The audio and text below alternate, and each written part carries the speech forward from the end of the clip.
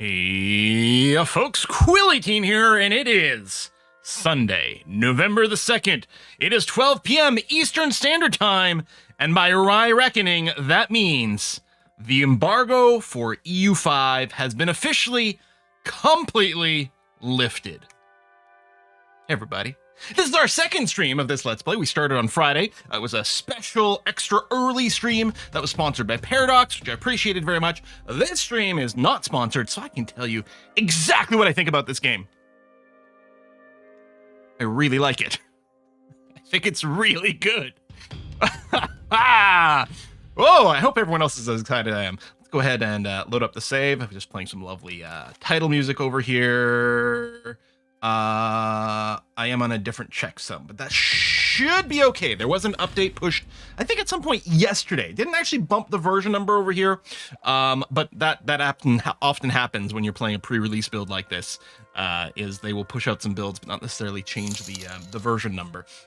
And it'll be interesting to see. Most likely there's just a couple of tiny bugs or something that were fixed. There was one outstanding bug that I was aware of and that I did report to them, and I'm wondering if it might have been fixed there. Just one glitched event I ran into. That was kind of all so far. And I mean, I've been playing this game for a while now. I've had that access to EU5 for, I don't know, a couple of months, something like that. And I have seen quite the transition of things, and it feels like it's in a good state. It feels like it's release ready, which is nice to see, because that is not always the case when we've got our early access copy of the game. Sometimes we're like, well, it'll be okay, but it'll probably be like a week 1 patch or something. Like this feels pretty good, but we're gonna see if we can break it by playing somewhere along the way. If I remember correctly, your clergy is super happy. It's maybe a good time to show revocation of privileges. It might be now. We hadn't, partially because you want to keep your estates happy, but also you take a massive hit in stability revoking a privilege, and stability is not inexpensive to raise. Although we got money now. What is your favorite country in EU5, and why is it Belgium? And second, a rather accessibility set NGS. Hang on a sec. Okay, and a few things. First of all, Fistan Nandalis, thank you very much for some gift subs that came in just now, and Trebison almost simultaneously as well. So that's 20 and 5 gift subs. Everyone who just got a gift sub over on Twitch, and of course, if you're a subscriber on Twitch, or if you're a paid member on YouTube, or if you're a Patreon supporter, you can gain access to the Discord. You got to link your Discord to those services. I think for Patreon, you might do it through Patreon I think you can do it both directions. I'm not entirely sure. If you have any issues with it, email me, quill18@quill18.com, but you can join the Discord that way. And then, what was the whiskey and chocolate here? Oh, it's from Katie! Katie, thank you so much. So Katie had 2 questions. What was your favorite country in EU5, and why is it Belgium? Belgium? Never heard of it. Are you sure you're not talking about some sort of weird like fantasy mod with made-up countries in it? I'm not sure. I've played the start as a number of different countries, and they are excellent. I've done several Italian countries. I've done Castile. Obviously, I did a lot of Strasbourg as some practice.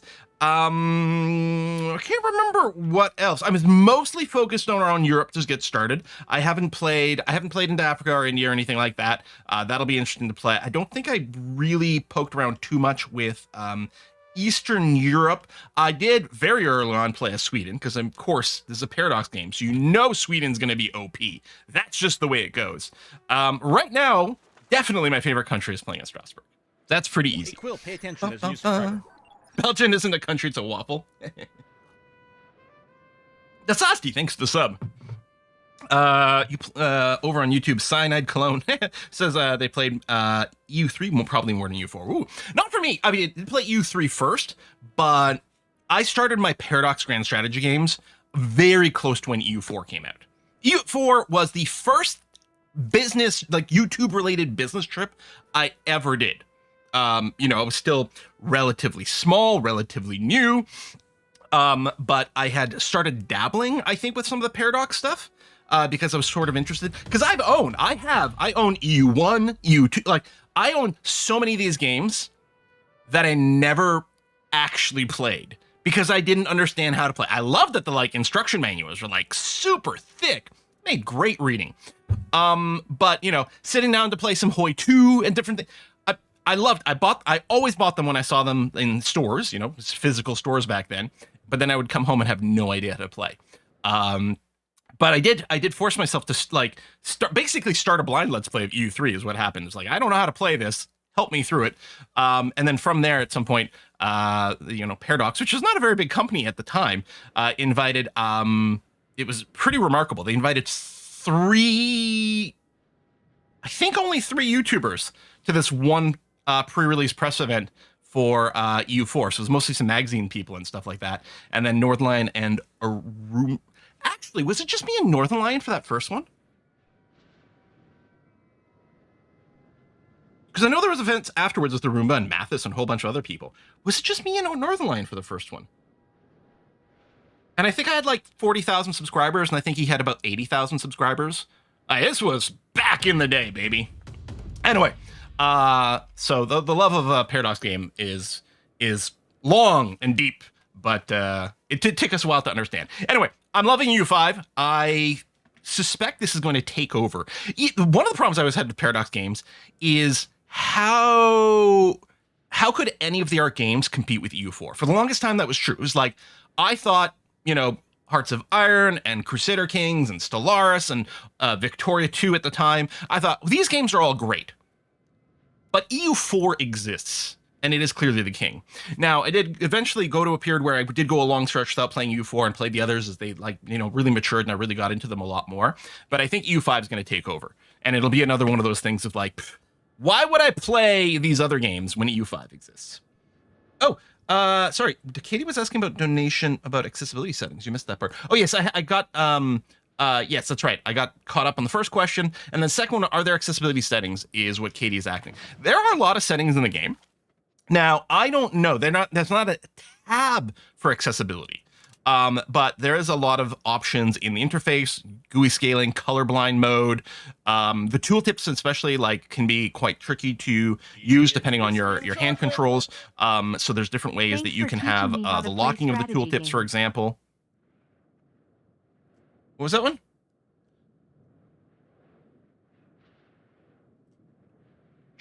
Is that a typo? Because if you need to refund it, you just let me know. You email me if you need any help for that.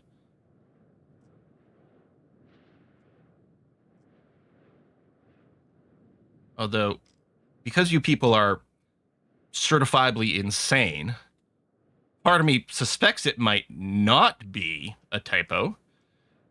What the heck, man? So thank you. If it is an issue, just let me know or refund. It's fine. Otherwise, holy cow, that's crazy. Thank you very much. I mean, thank you guys for teaching me how to play strategy games, right? Because you guys literally taught me the grand strategy games, and then I'm just trying to repeat it back. That is, yeah, please try not to break Quill. I gotta play some video games. Now you can afford roads. We will be playing into the game really soon. Anyway, so there's that. There's, you can rebind all your control keys. Even I like even the mouse pan. You can change from free mode to 8-direction mode to maybe have a little bit easier to control and less loosey-goosey. Even the map, if you're having issues visually distinguishing what's going on the map, one thing, we did show this last stream, you can make it so that the flat map mode is always on. This is also apparently really good for performance as well. So this is the flat map mode, which looks like the old school game. This looks like EU4. And because it's not rendering terrain or anything like that, apparently it does kick up your visual performance considerably if you've got an older computer.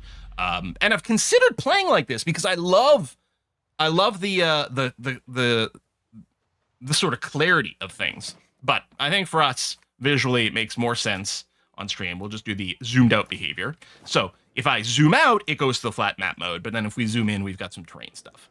So we'll do that. We're gonna have to see. But yeah, I strongly suspect flat map mode is going to be very popular for some people. I suspect the community will be divided. I mean, not divided in a problematic way, but it'll be interesting to do a survey a month in and see what people are doing. Are there mission trees? So if you play the tutorial mode, now there's not what you would think of as a traditional tutorial of we're going to run you through these lessons, and then when you're done, then you can go and play the real game. The tutorial is integrated into the actual game itself. When you're playing with the tutorial enabled, you're just playing normal EU5. I think you only have the option for it if you're picking one of the recommended nations to start off with, but there's a handful of those, and it will give you contextual advice on the user interface. And that tutorial does have mission trees that are trying to guide you into a certain style of play. But as is, I mean, unless I'm being really dumb here, there's not EU4 style, which EU4 didn't launch with mission trees either. And people are very divided about mission trees. About whether they should, do they force you too much down one play style path or, not? I mean, it feels very satisfying to complete a mission and check it off, right? And then get some sort of boost from it. But, yeah, anyway. The only wish I have is for the flat mode. You can tilt it a little like the zoom mode. Yeah, I see what you're saying. Yeah. People give me like mission trees because it's like leveling up in shooters. Yeah, structured and accomplished. And I'm very sort of like achievement and goal oriented, right? I like games that have like a lot of unlocks and different things like that because it keeps me very motivated to keep playing. So we will see how that shakes out. But I mean, we do have our little agenda mode, which is great, giving us some advice on things. So let's recap, especially for the people. For the people who weren't here on Friday or who didn't watch the VOD, let's recap. So the game starts in 1337, a very late year. We are currently in 1372, so we are 35 years, math is hard, 35 years into the game. We started as the Free City of Strasbourg. Now, if you compare EU4 and EU5, in EU4, right, the smallest division is a province. In EU5, you actually have more granularity than that. It's a little like CK3 that way, where one province is going to be divided into sub-locations. And we actually didn't start with a province. This area over here, these 5 little chunks, is one province. This is the province of Lower Alsace. We actually started with only a single location. That location is the town of Strasbourg. We're known as the Free City of Strasbourg. That's our nation. But we only started with the town, which is the level. Each location can be either a rural settlement, a town, or a city. And so we're at the town level for Strasbourg over here. And that's all we started with. We did immediately, well, you have to wait a month. But otherwise, we did immediately no CB, our northern neighbor here, Hagenau, which did start some awkwardness. Because, again, I had practiced this start probably at least 10 times before streaming. Over a course of a few weeks, practice a few things, and it was like, I had it down. What we do is we know CB, Hagenau, and Lichtenberg, both of which are in the province of Lower Alsace. And sometimes I pick up Offenburg as well, although picking 3 of these locations early on is a good way to get some coalitions to form against you. So it's like, I grab those 2, it's great, we have the same culture, we're in the same province, and then after that, my goal becomes to go and try to target, what is this called again? The Bishopric of Strasbourgum. Over here, these 2 guys over here, and secure that province. And it feels great. None of that worked out when we actually played on Friday, because Hagenau instantly had made an alliance, or at least a defensive pact, I'm not sure, with Sauerwarten over here. So then I had to fight 2 dudes, and then in a peace request, and Lichtenberg also allied with someone else who was going to become problematic. It was a huge pain in the butt. So when we pieced out in our war, which was successful, I did take Sauerwarten as well. But then we had issues because they had a different culture. They were separated from us. They were also in a different market, a different trading zone. We'll then talk about that because that was one of our big developments on Friday. And it was super awkward. We still have them, but we did eventually spin them off as a vassal, which helped our situation so much in so many different ways. It was fantastic. They pay us more in vassal tribute than we ever earned from them directly. They are much more stable because we don't only have the cultural mismatch and things like that. It was great. And this time period we're in, it makes so much more sense, right? This was not a time period for vast centralization. Even when you look at a big country, right? When you look at the Kingdom of France, really, at this point in the game, at this point in history, you should really almost treat this more like a Crusader King situation, where, yeah, there was the king, but it was really the dukes and the counts and so on that really, had their own individual holdings. They were just, kicking profits back upwards. And I think that's a much better way for us to think about it at this stage in the game. We probably want to, blob up and centralize more as we go, because that's how history progressed. But trying to hold on to direct control over here proved to be a mistake. And the second we spun them off, and this was based on chat, encouraged me to do so. The second we spun them off as a vassal, things just got better, which was great. Now, unfortunately, we still don't have Lichtenberg, because actually at this point it's part of the Palatinate, which is large-ish. It's fairly large. You see the little blinking, like, bluish areas here and over here? It looks like it says Latinate, but that's because the P is sort of hidden. Yeah, so we're not going to be grabbing that for a while, which is unfortunate because I still have this dream of, like, kind of grouping this up. Now, I don't want to blob up like crazy this game. First of all, in EU5, it's actually harder to just start steamrolling and taking over a bunch of stuff for a variety of different reasons. But I really want to play, what we'd call more tall. Right? I want to be rich and powerful without having to go big and showcase that. Mostly because I knew a lot of people were going to be playing bigger and powerful countries, and I mean, go for it, right? Play as Castile, do bigger, crazier things. But we wanted to showcase the small things. Now, we did some extra wars. We did go and take Baden and Durlach over here. We still don't have Offenburg, right? They're still their own thing. Yeah.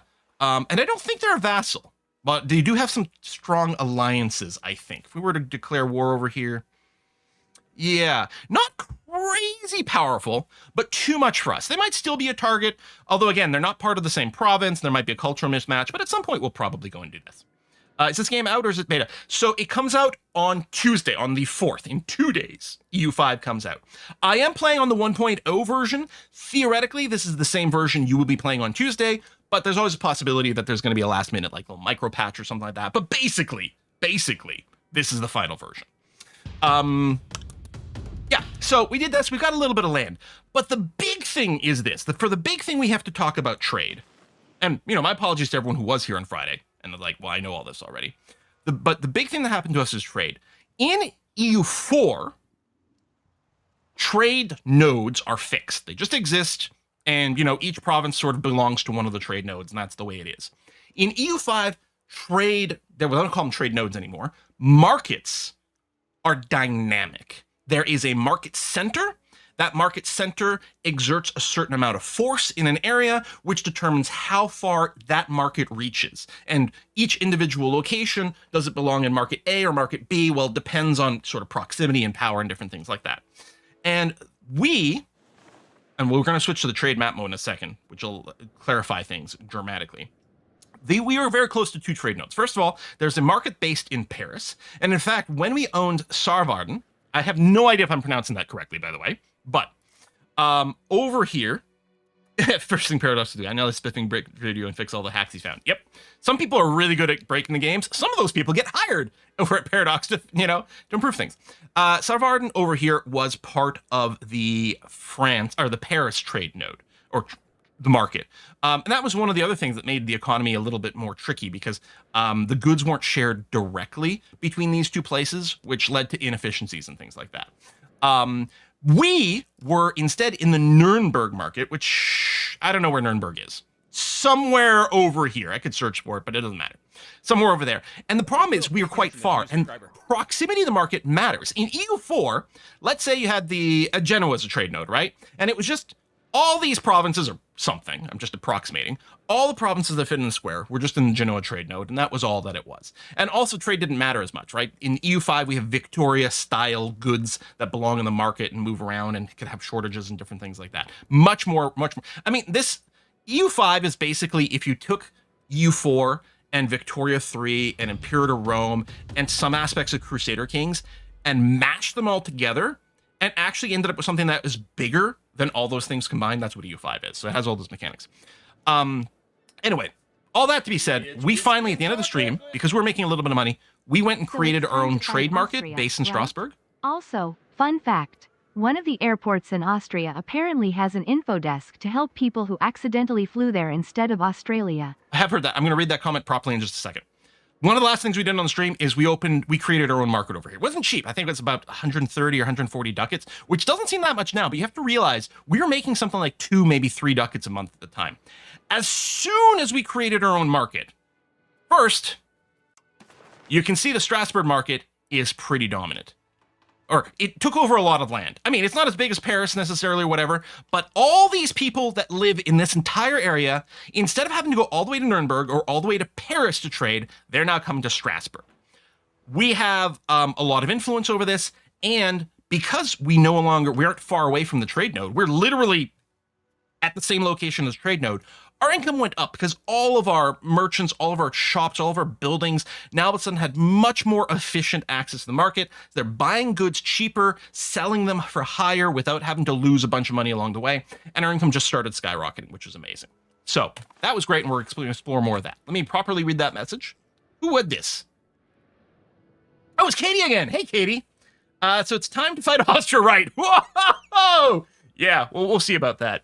And yes, I had heard this before. Fun fact, one of the airports in Austria apparently has an info desk to help people who accidentally flew there instead of Australia. Oh, humans. All right.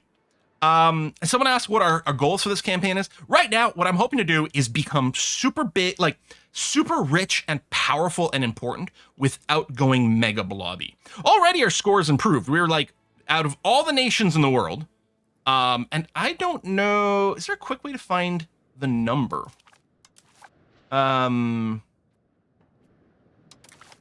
nations.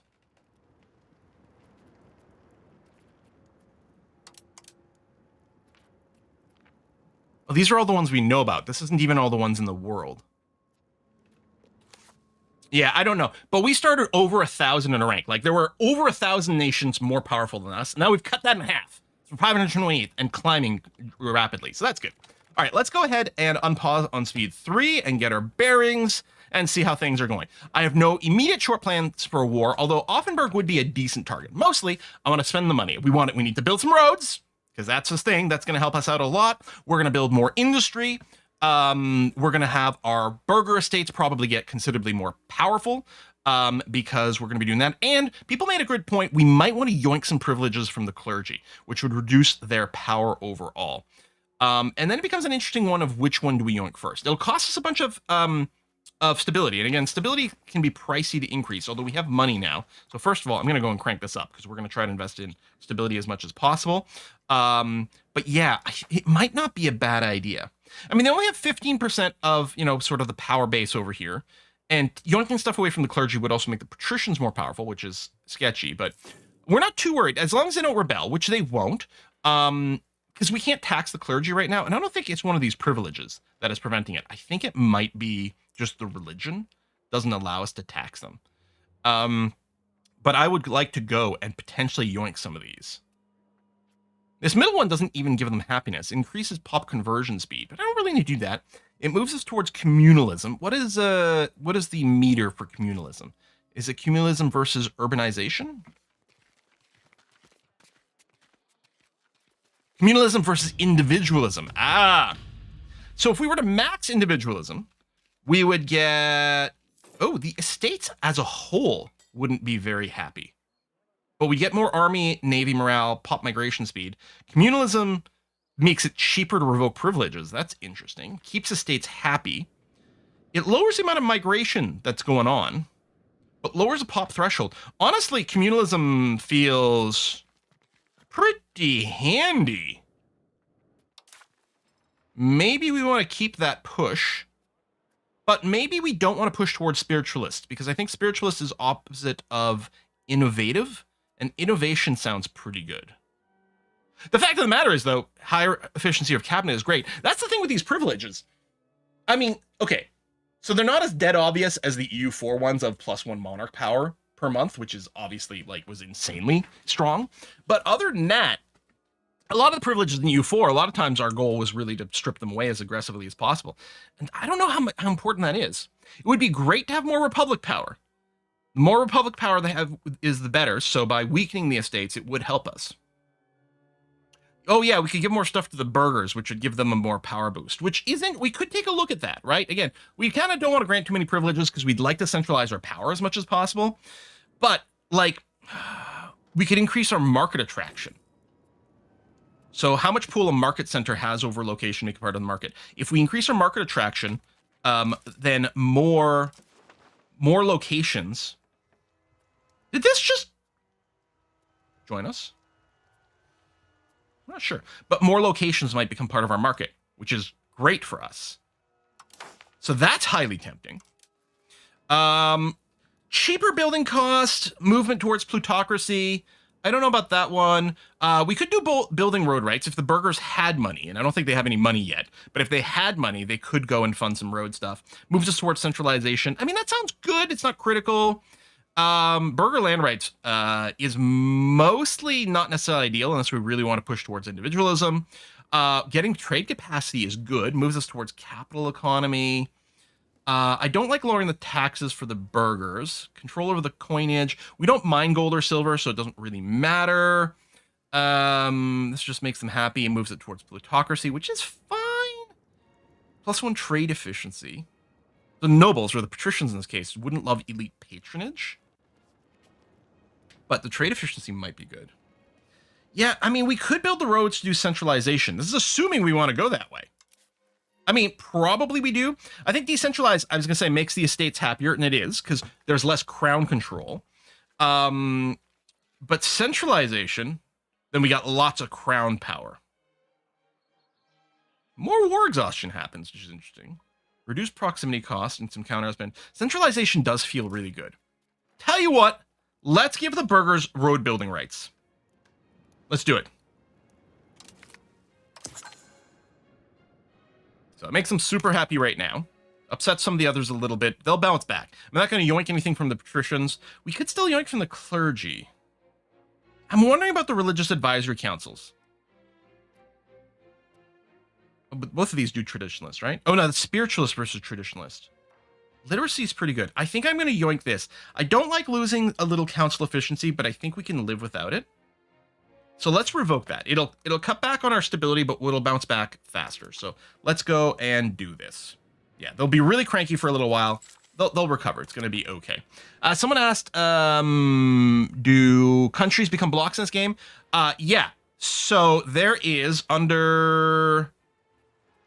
I thought it was under geopolitics that the organizations happen. Oh, maybe diplomacy? Diplomacy. Organizations. These are all the organizations that are currently in effect. This could include coalitions, various royal marriages, and other groupings that can happen. So yeah, people can create these blocks, absolutely. We're part of 2 organizations right now, the Catholic Church and the Holy Roman Empire.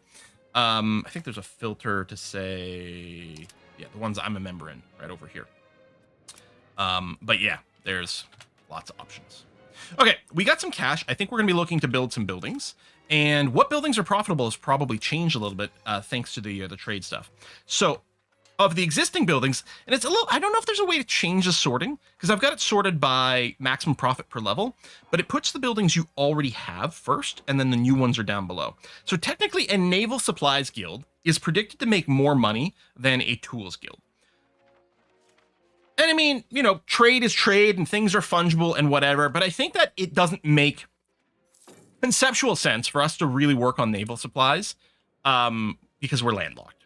We're not going to use them ourselves, really. Now, we could sell them to the market and trade with them, but it does feel a little bit foolish.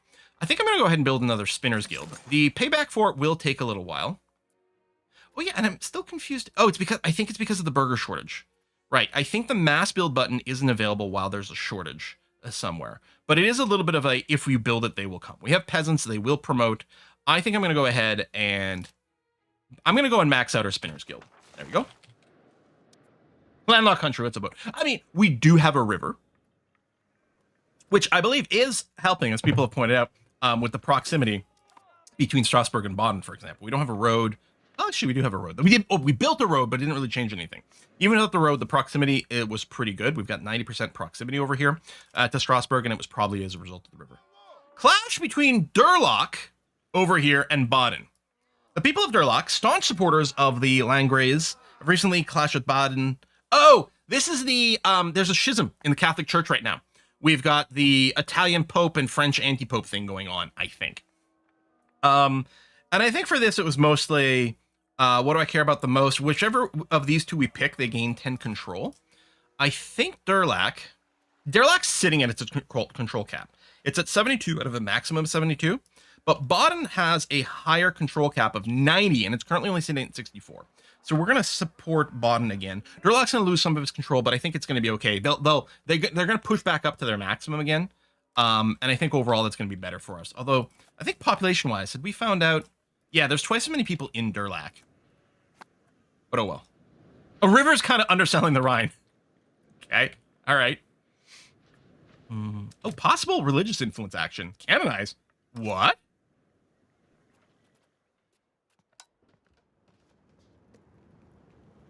Can we nominate one of our characters to be canonized? That's great. I think Fritzley was our first ruler, because I think Victor came after. Huh. It'll cost me 150 of the church influence. What's it called? Oh, religious influence over here. It'll cost me 150 of that. Come on, we gotta pope ourselves, right? Or not pope ourselves. We gotta saint ourselves, right?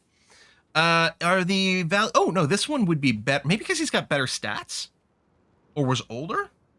This would give us more prestige. I mean, we're capped on Republican tradition, or nearly so.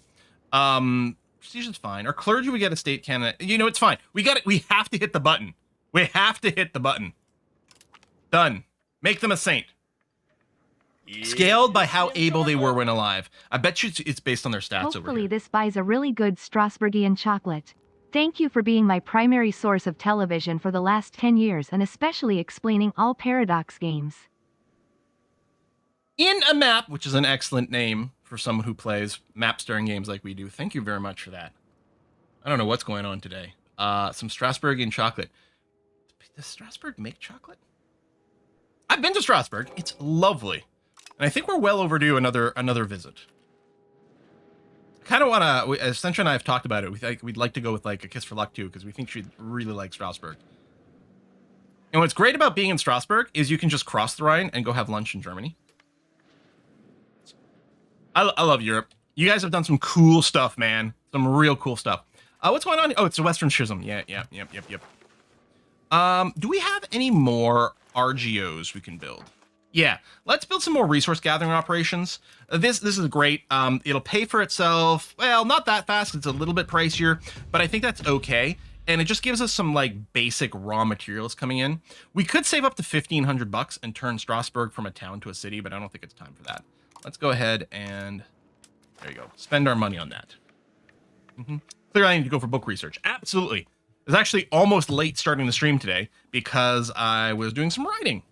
So for those of you who don't know, I wrote a novel. This one is set in Chicago in the 1920s.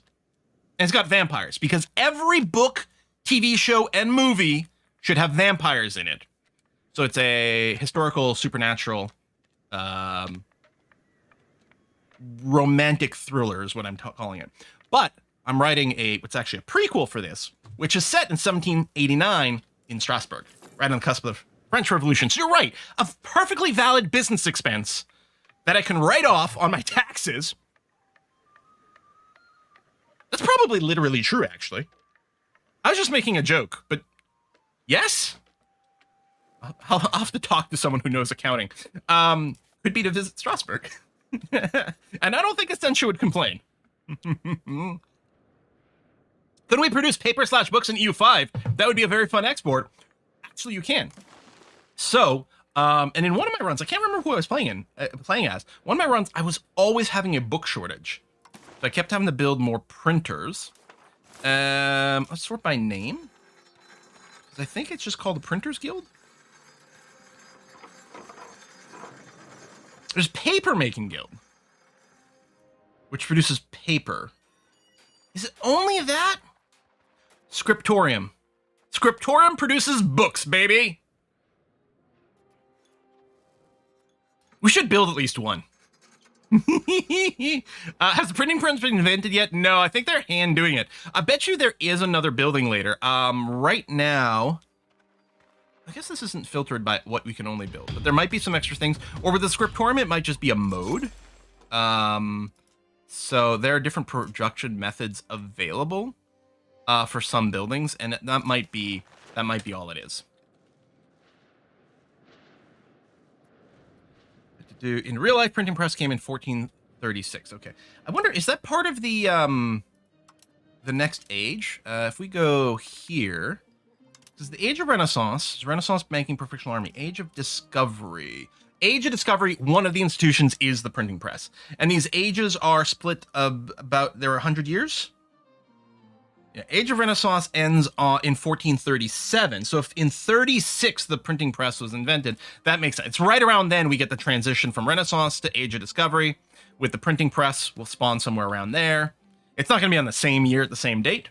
And in particular, it's not necessarily, that doesn't represent the invention of the first printing press. Then it represents the institution of printing presses are starting to be a thing that's starting to spread out. Impertinent demands, slow negotiations. Diplomatic annexation cost. Okay, that's fine. We're not working to diplomatically annex anything. Although I bet you if we did annex Sarvarden at this point, it would probably work a lot better than it used to because now it would all be in the same market, and that's great. The other thing I want to spend money on, rather than, more just basic good production things, is I did want to go and build more of the marketplace buildings and really try to be as dominant over here as possible. Because if we end up with more trade power, what we gain is the ability to trade from one market to another. So the way trade works here, I think we've gained some more territory over here. Like, I kind of wish I'd taken a screenshot, and I might be imagining it, but I felt like it was a little rounder and square. I don't know. Maybe we didn't gain anything up here. Maybe it only expanded out, and that's hard to believe though that we ever had Eiffel and Construct. So I'm not entirely sure. But so the way trade works is you're trading between markets. So we could trade between Strasbourg and Nuremberg. So if the price of, I don't know, dyes was higher in Nuremberg than Strasbourg, we could go and export, or maybe vice versa, and we'd make money on the thing. Currently, I'm automation trade. We can see our current trade deals are over here. So we are importing silver from Praha and Pest, which makes sense because we're almost certainly using the silver to do some minting. We might have a jeweler's workshop as well. That's entirely possible. We are exporting sturdy grains. Now, it's worth noting, we aren't growing sturdy grains. We are growing wheat. Actually, I might be lying to you. No, we're growing wine. Well, we're not growing wine. We're clearly growing grapes, but we're producing wine in Baden. Durlac is producing wheat. Strasbourg is producing wheat. Hagenau is also producing wheat, which is distinct from sturdy grains, which is a different thing. But someone in this market is probably producing sturdy grains, and we are exporting that and making money because we're just trading. We're just buying and selling, it's a stock market kind of situation. What else are we doing? We are importing mercury, we're importing furs, and we're exporting gems. Again, we're not mining gems, but someone is mining gems, or someone else is maybe importing gems for some reason. Now, this is all automated, but I could do a few different things. First of all, I can always start my own trade if I want. I can also reserve some of the trade capacity. Right now, I'm allowing the computer to automate all of our trade, but I can go and bring down this slider and keep some of it reserved for me. And these little checkboxes here, these are to lock it. So if I go and start my own trade deal, or if I decide, you know what, importing all the silver doesn't make any sense, and I lower it, like I can lock it and then prevent it from being part of the trade automation. I love that granularity. My only complaint about the automation options is I would love, because diplomacy right now is either you automate it or you don't, all your diplomacy. I would love EU4 style. It's tough because there's no diplomats the same way. It's not like you have 2 or 3 diplomats that are sitting idle or not. Diplomats are represented by like a number that accrues. We are currently accruing a quarter of a diplomat per month, and we actually have a cap of 3.6 diplomats is as much as we can keep over here. It's interesting because the bar looks like it's full, so I'm a little confused, but we have a capacity. What I would kind of like is like maybe with trade, set a meter. It's like try to keep 2 diplomats ready and available at any given point. Okay, I got to take a look at YouTube in a second. And missed some donations. Too busy talking, I'm sorry. What I would really like is, keep some capacity. Like, keep 2 diplomats ready to go in case I need to suddenly declare war or something like that. But otherwise, just spend it on improving relations for me. And specifically that. I want to automate improve relations as an idle activity is what I'd like. I think the reason it's not necessarily like that is because it's a little bit more complicated in EU5, because not only does it cost a diplomat to initiate improved relations, but a lot of those will also cost a certain amount of diplomatic generation. It's got a cost, right? You can see here I'm improving relations already, and it's costing me some of my diplomatic currency production, some of my diplomatic mana. And yes, my apologies, I'm missing some donations over on YouTube. We've got Dermentia, which is an excellent sounding name, who says, what if we censored baby Gutenberg, and stop the printing press forever. Oh, okay. Some little timey-wimey stuff like that gets applied to certain Austrian/German dictator type people. And Lorwell, thank you very much as well. Lorwell says, I can never catch you live, but I've been watching you since Civ 4 Rome and also the programming channel. Without you, I wouldn't be where I am now, so it was already time to give back. Thank you very much. And Lorwell, thank you for joining the membership over the Sprouts on YouTube. Make sure to link your Discord to YouTube so you can jump in. You mean an Austrian painter? Yes, exactly. That whole thing of like, oh, if you time travel and and stopped someone while they were a baby, is that ethical or not? They even address it in the Marvel Infinity War, right? That sort of idea, or no, I guess Endgame with baby Thanos kind of thing. And it was the Vlogbrothers way back when that came up with the solution. What you do is you build an evil baby orphanage. Instead of going back in time and like eliminating these babies before they become evil dictators, you just take them away and put them in a wholesome, nurturing environment so they become different people and still get removed from the timeline and all the terrible things they did. Like, oh, that's a very elegant solution. I like that.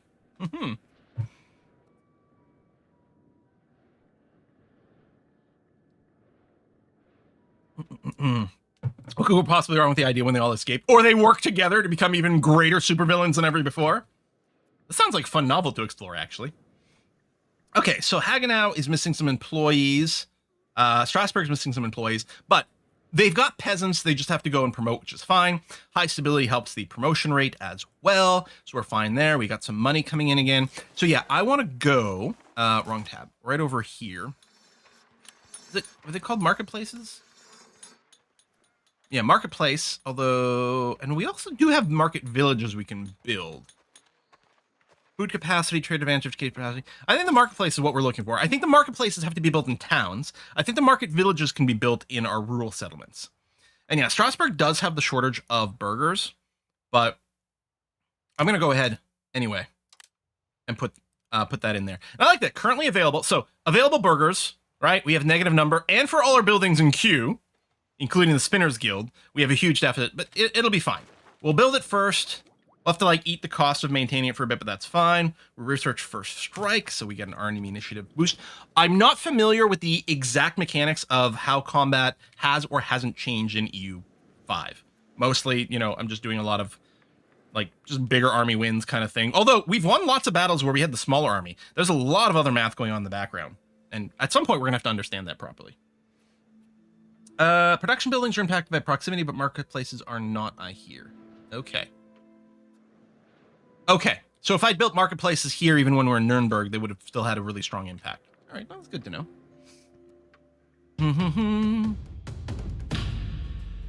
King Midas, I really enjoy U5 a lot. I think it's going to be a biggin. I think it's going to be a biggin for me. And just generally, I think it's going to be very successful for Paradox. It feels very strong. But at this point, I only have somewhere north of 100 hours in the game. We won't really know until we're at least 1,000 hours, right? We can't make a judgment until then. That would be crazy. Let's go with the speed 4 here. The siege is just annoying as in EU4. They seem fine. There's also a lot of automation. Now, EU4 did get automation for like carpet sieging and stuff at some point, but it's sort of a first-class citizen in EU5. I guess without any army raised, I don't think I can show the order system. But there's a lot more, and this is actually the best feature from Imperator Rome, was the military order system, and that's brought in over here. So you can set up focus siege versus carpet siege, picking provinces, and of course you can just manually control your dudes as well. Friendby, thank you very much for that super thanks over on the YubTubs. Love the nation building and peace play now in the game. Thanks. That's the thing. In a lot of times in U4, and they did keep trying to add more and more stuff to do in peacetime, right? But there's always been the argument, and this applies to all strategy games. It is very difficult in strategy games to make both the peace aspect and the war aspect equally exciting.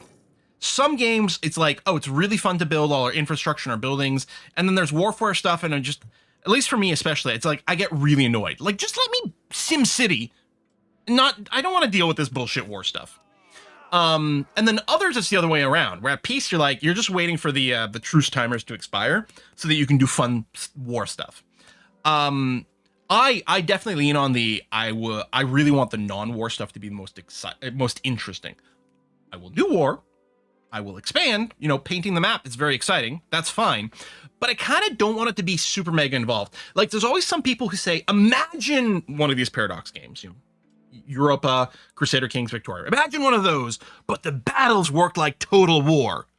And every time I hear that, and I've heard this for well over a decade at this point, every time I hear that, I think, well, that's a game I would never play. Total War is an excellent game. I don't play it because it doesn't vibe with me personally. It's not the gameplay style I like. The Empire management in Total War is fairly lightweight because the focus is on battles. And it's like, that's not what I want. So it actively ruined the game for me. We're doing this thing again. If I go neutral, what happens? They both just lose a tiny bit of control.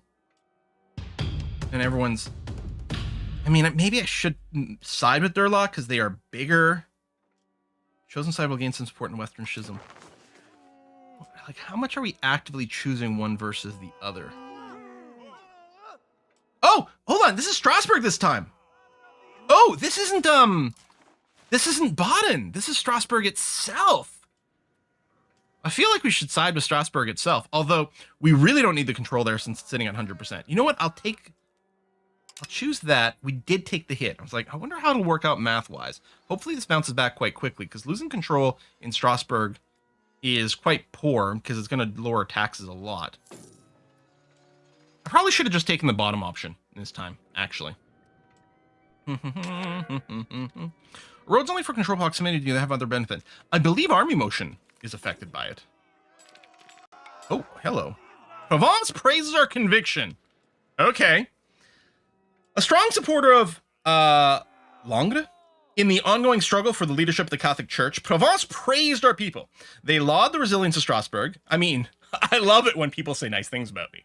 And the strong faith we display in such unstable times. While their sweet words are an obvious ploy to secure our support, it could still prove beneficial for us. No matter if we openly display our support for Langres, I'm just going to go with Langres, I don't know, or use this praise for our own agenda within the Catholic Church. So, is it a name or is it a location? I don't know. Okay, we gain Republican tradition, but we're capped on that, so it doesn't matter. We gain opinion of the Kingdom of France and Provence, and the Kingdom of France gains 20 opinion of us. Okay. Or we could leverage this praise within the church. We'd gain religious influence. France would be a little salty, but probably not problematically so.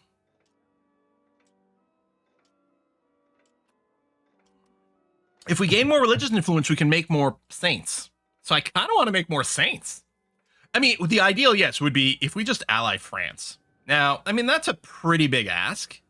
I wonder, out of curiosity, how far away is that? Because we have a huge difference in power. Yeah, no.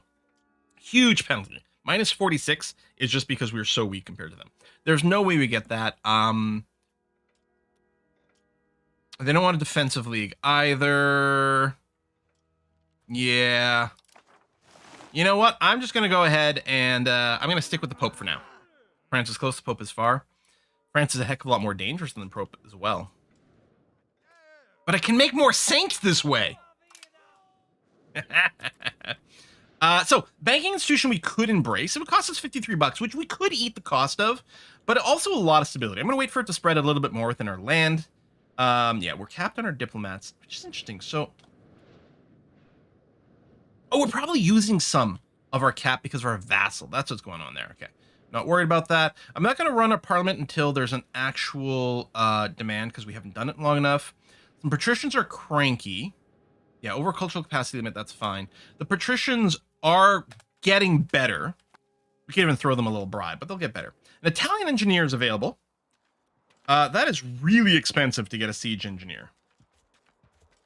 Yeah, I'm going to go, same thing we did last time. I'm going to go with option 3. We'll lose a little bit of prestige, but I say that's going to have to be good enough. Although I really like the extra market attraction and everything. High prestige is nice. Hopefully at some point we'll get an artist so that we actually get some constant prestige boost. If stability capped at 100, some costs were much more than that, like 270 stability costs. Oh, yeah, I don't know. And you can go negative stability. So some of these values, like Republican, well, I don't know. I know that the prestige stops at 0. I think the Republican tradition / this is your legitimacy if you're playing a monarchy. I think it also has a floor of 0. But stability can go negative. I think stability is probably negative 100 to plus 100, although I'm not entirely sure about that. I haven't pushed to the limits over there, so I'm not entirely certain. We've got some money again, although part of me is thinking, like, our buildings, we're waiting a little bit for people. I don't know if we have another good money dump.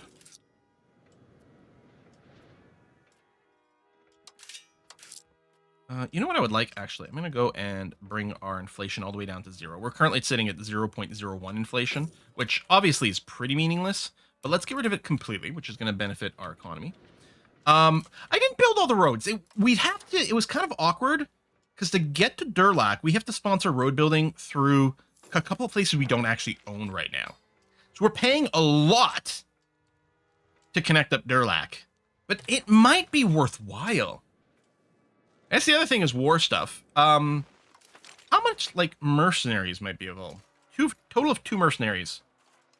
Is that literally... Oh, the Militant Faithful, $500. My wife just had an amazing idea for a Europa Universalis V playthrough. Start as the Pope and turn the Papal States into a merchant republic. I don't know if it's possible, but oh my god, if you could. Okay, that would be hilariously funny. Oh, that's Katie again. Thank you. That's an Selkra is slow. That's okay. That's just going to be our next Pope. Subject pin goes up. That's helpful. Hold on. Pause a second here. Sorry, I had like 30 different thoughts going on at the same time, and I'm not entirely sure where I was. But,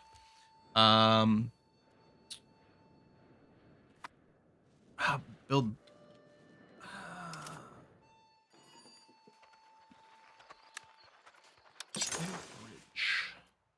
That's not a terrible idea.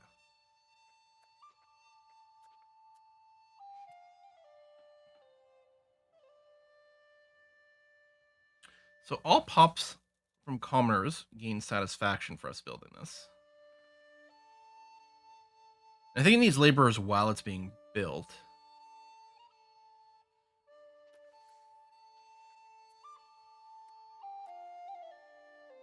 Moving cost, proximity cost, local.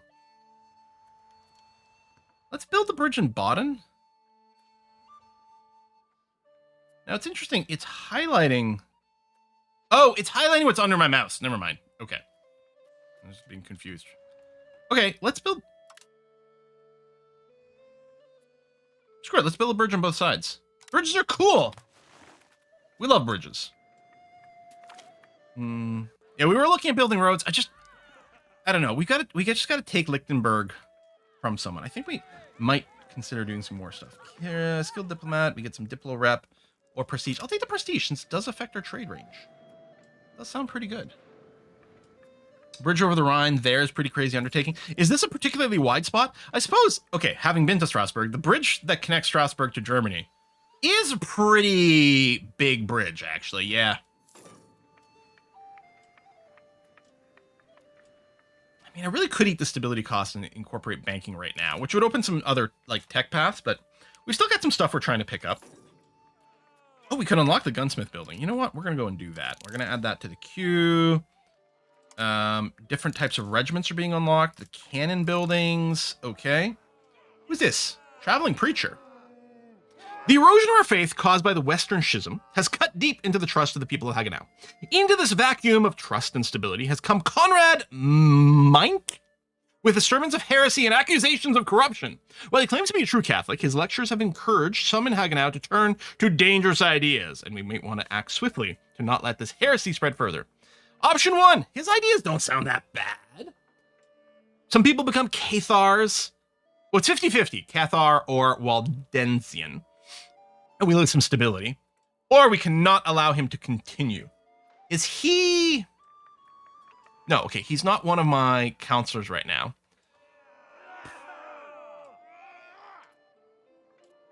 think we have to boop them. I think we have to boop them. No, I didn't build a hospital in Strasbourg. We could build it preemptively before the next disease comes. Because we can build it in response, but obviously it'll take a while. It's probably not a terrible idea. And even in non-war times, I wonder if this might increase birth rates or anything like that. Character, life expectancy, disease resistance. I don't know. But you know what? Let's go and build that. They're expensive. But I think it's going to be worthwhile. No. Your goal is to make Japan a world power in trade. That would be fun. My very first game of EU3 ever, I think we played in Japan. No. First game of EU3 we played as England. First game of Victoria 2 we played as Japan. That's what it was. I'm forgetting my own lore. To be fair, we've got a lot of it at this point. Again, YouTube is a little over 20 years old. Like, it's like 20 and a half years old or something like that. And my first video on my channel is 19 years old. We've been part of the YouTube ecosphere for some time. The first EU5 game is going to be Holland. Nice. Yeah, the province of Holland exists over here. Obviously, the Netherlands don't exist yet. And yeah, if we decide to not stay as a merchant republic, then we start to have some more options for forming some nations. Obviously, we'd have to go and do some ass kicking. But it also means we theoretically become eligible for being emperor of the HRE. We could invest ourselves in that. Or we could just stay as a merchant republic, because there's not that many of them, and it makes it interesting. You know? Is there anything outstanding I need to worry about? They're not complaining about the fact that we haven't done the parliament yet. Although I bet you we're just about due. So maybe we'll look into this. Promote castle works, fort building costs. I don't know. We could consider building another fort. We have one. Where the hell am I? There I am. We have a fort in Strasbourg. We could consider building one in like Durlac maybe for some extra defense in this area. That is a viable possibility. Market regulations. What does it do for us? Increase trade efficiency. Oh, while it's debating, and then when it passes for 10 years, we get more trade advantage. You know what? I really like this idea. Fund farming estates. Cheaper to expand farms. I don't know that we necessarily do that. That's while it's debated. And then if it passes, wheat farms can employ more people. Oh, without building more. Oh, this is in Durlac. Durlac, they can employ a bunch more people in the wheat farms and increase their prosperity. Oh, that's also good.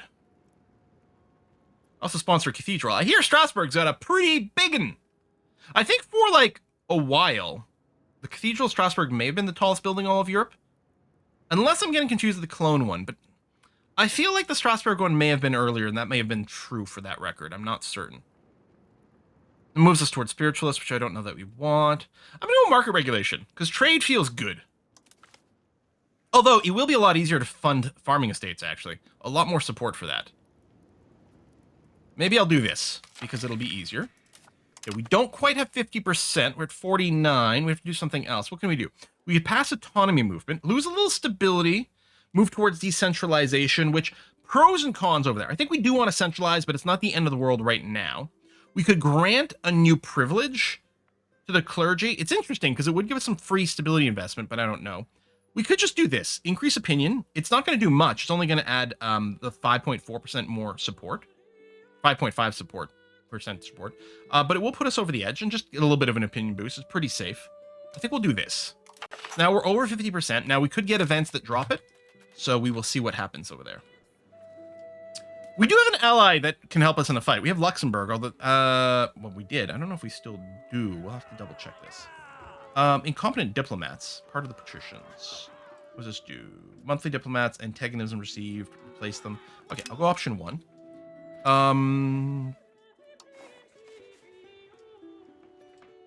Do we still have the alliance? What am I looking for?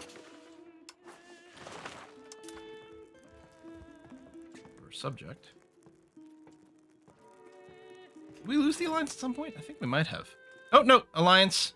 There you go. Alliance with Luxembourg. Yeah. So we still have that. It was grayed out. I was like, I think that's why. I don't think it's an opinion type thing. Because it would be nice to bring them into a hostile thing. We could go and ally with a few of those little ones. There's some maintenance cost involved in doing something like that. And of course, they will, as we learned, because we were allied with someone else over here, who doesn't exist anymore, because they like to start wars. I mean, maybe I should just look for the defensive alliance, but I would love to bring someone in a war with us.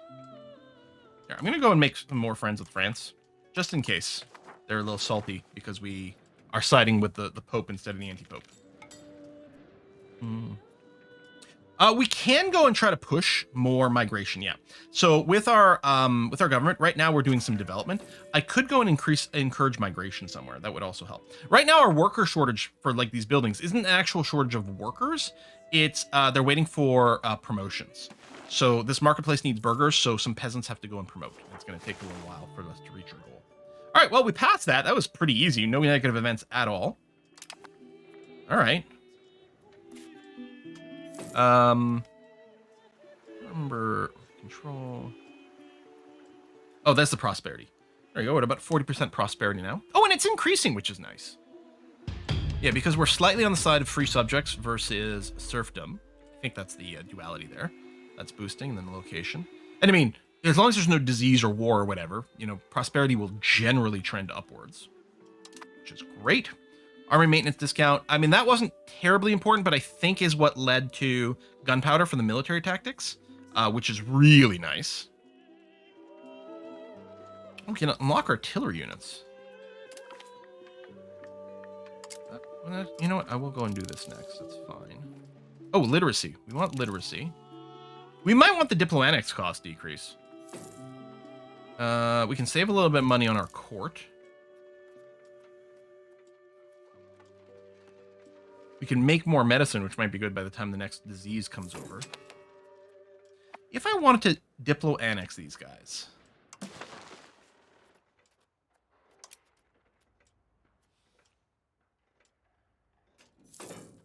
Start annexation. Okay, so it is available to us. It would take a year and a half, and that would be it. Maybe we should. Even without the discount, who cares? Maybe we just should. I think the situation's probably going to be a lot better now. There was issues with the cultural identity, but we accept their culture now, and we would be in the same market, which means food would be shared. Sauerland had a big problem where, because Sauerland doesn't make food, they make clay. And so they were having to buy their food. They were part of the Cologne market, but they didn't have a lot of power there. So there were some starvation issues. But now they will just be part of the Strasbourg market, which should have plenty of food. And we have a lot of control over it. I think I'm going to do it. Oh, yeah.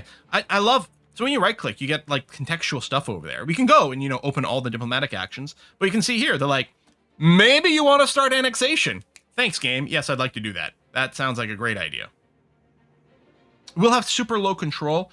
Oh, yeah, with no land connection. Yeah, you're right. There'd be no proximity.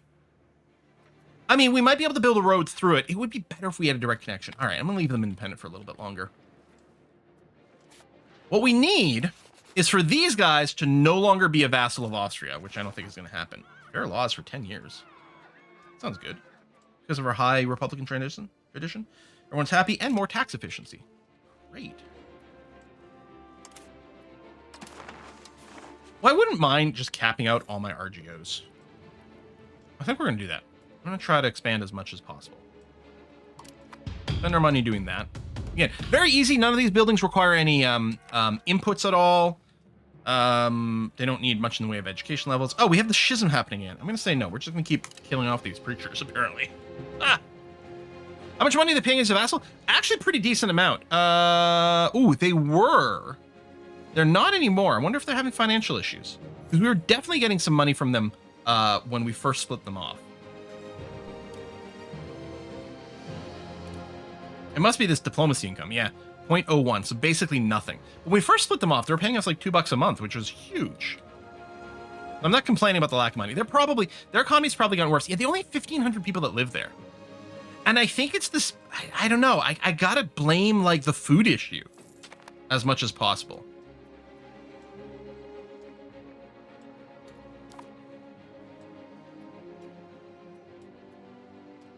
And yeah, we are over a culture limit because of the vassal as well. Or no, that's because of our accepted culture stuff, right? Because the Franconians here, we're accepting them. Because they actually outnumber us 2-1. So 2/3 to 1/3. I don't. Yeah, 2 to 1. Sure. So we better be nice to them. Maybe it wasn't that they paid you 2 gold, but you stopped losing 2 gold to buy food. No. We definitely saw in the trade thing. We saw a line entry for the 2 gold, but it was probably just that first month, and then things rebalance. I didn't keep watching it. I do think we can build buildings in our vassal. Oh, right. They're in our market, which is good. I don't know if there's a... If I click just over here, can I go and expand their clay? Oh, they don't have it. They don't have the... They probably don't have peasants. Well, okay. No, they do actually have 800 peasants, but they're already short on laborers, minus 950. Yeah. Yeah, so we could build this. It would cost us $65, but I don't think that'd actually be... No, okay.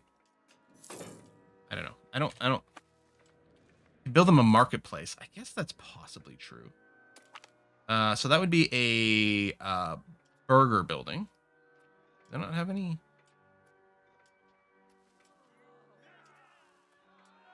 Random losses ability. Okay, that's annoying. I can't build a marketplace because they're not a town. Can I build a village market? Is there a filter that is currently limited to just me? Because you can. Unless that's part of the type of vassal relationship. I don't know. I'm not sure.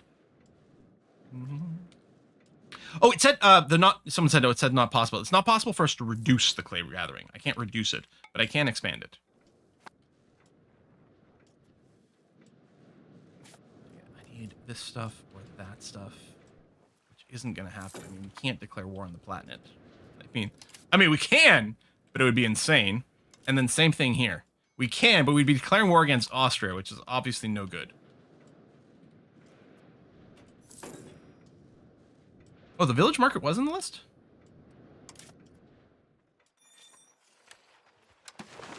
Yep. Oops. Hagenau, Baden, Durlac. That's all. Oh! Yeah, that's Hagenau. Because their Sauerwarden is over here, and they're definitely not in the list. Allied Hungary yet? I haven't. Although we got a marriage with them, didn't we? I think that we're too small. They're too big. Yeah. I mean, we could boost our opinion with them some more, but I don't think it's going anywhere.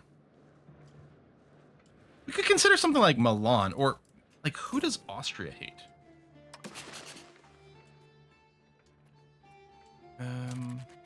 Okay, what's the... If I do this, this is showing... This is showing me. If I go there, it goes diplomacy. I can go to their country panel this way. Is there another way to get to their relationship screen that might be easier? I was just wondering, like, who hates them? That's the rivals. Yeah, enemies. Upper Bavaria, Croatia, Lower Bavaria, and Byzantium, which is... Where are they these days? Is this leftover Byzantium here? No, I'm not sure. Ooh, bad peasant empire. All right, someone's having a bad day.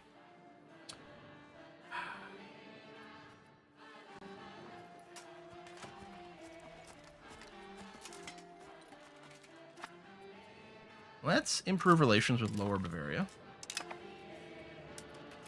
and consider that.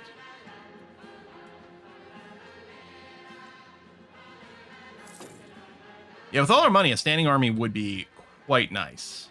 The armory is in the queue of our age of Renaissance here. We have taken professional army, and we are moving. Here's the armory over here. I said don't actually have it in queued. Hey, Quill, pay attention. There's a new subscriber. Let's do that. Oh, sorry. Just dismiss a phone call here. So we'll put it in there. I mean, if we just bank up a bunch, that's fine. I wonder, do we go and city the town of Strasbourg? I think that would lower the wheat RGO possibilities, right, as we urbanize more. But it would open up some new buildings, and it might be just cool. What is Peasant Empire? Probably a rebellion. That's what I'm thinking.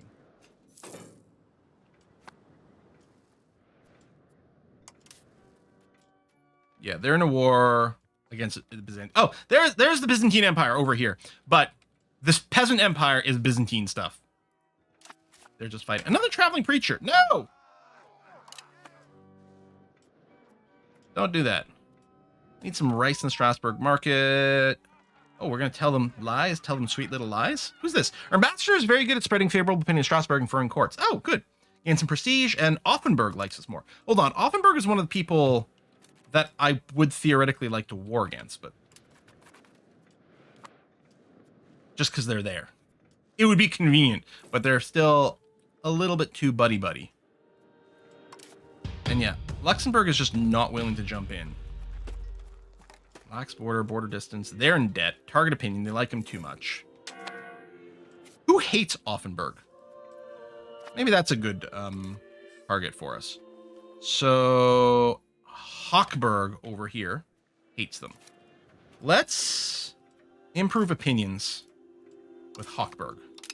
I don't really expect that they'll generate a lot more warfare, but it might be something.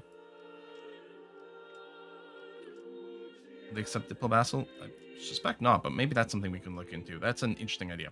Several families of the patricians have been caught sponsoring the creation of illicit art, which clearly violates the ordinances set by religious censorship laws. The clergy is enraged and asking that there's visible ankle. The clergy is enraged and asking that the collection be confiscated and subsequently destroyed. The patricians, on the other hand, are asking for mercy as the collections are private and kept away from public eye. They have even offered to donate funds to the clergy for the creation of admissible art in order to appease them. Option 1, confiscate their collections. Patricians lose 20% estate satisfaction. That's brutal. Option 2, show mercy unconditionally. The clergy loses estate satisfaction. Have you bounced back, clergy? You're sitting at 70%, 69%. It's pretty nice. So this would be, we could eat that and be fine. And again, the clergy doesn't pay taxes, so. Or show mercy in exchange for funds. The patricians lose money and give it to the clergy. Which is sort of net zero sum. I don't know what the patricians are doing with their money and what the clergy is doing with their money. Do the patricians even have money? Oh, they do. They have 24 ducats, and the clergy have 0 ducats. I don't expect it's going to change much. Did they spend it? Because their income is higher than their expenses. Maybe they're sending all the money to the Pope. So, tell you what, I'll do this. Because as far as I can tell, I don't care. I mean, if I could have taken the money, that'd be great. I think I'm going to go, even though the roads are going to be going through other people's territory, which does annoy me because I'm building them roads for free. We're going to build a road to Durlach. Through Lichtenberg and Grimmerstern over here. It costs a pretty penny. Quite a few pretty pennies, actually. I wonder what the currency would have been then. In my book, I know that in the 1700s, I mean, it is the French money. Not francs, because it'll come later. Livres, sous, and denier. Okay, banking spread everywhere, so it got auto-embraced. I'm not going to read all this text, because I got to talk. But it does open up in our tech tree over here. Banking. I might want to cancel my entire research queue and rethink what I'm researching next and in what order. So the first banking thing, right? The bank interest loan capacity. I don't care. I'm not taking out loans. That's not terribly important. I mean, merchants and trade sound good. This does include some trade range. I mean, obviously it's a lot of naval stuff that we might not care about. Ship repairs, diplo range, docks. None of that's going to be very helpful to us. Boats. What are boats? But the other side, we got standardized coins, higher minting threshold. Is the minting threshold the threshold without inflation? That's quite cool. Although we do need precious metals like silver to do minting. And we don't have it natively. Although we are importing some. We might still have issues. Prop promotion goes up. Trade range. Unlock the counting house. What does the counting house do for us? Local crown power. Ooh, I do like that. Rag paper. This is a new mode for our paper makers. Unlock bureaucracy. Oh, I think this is a new... Yeah, it's a new law option. Okay. Hulk entrepot. Here's a building that gives us more market attraction if it's in the market center, and more trade capacity to the owner. Ooh, that is very enticing.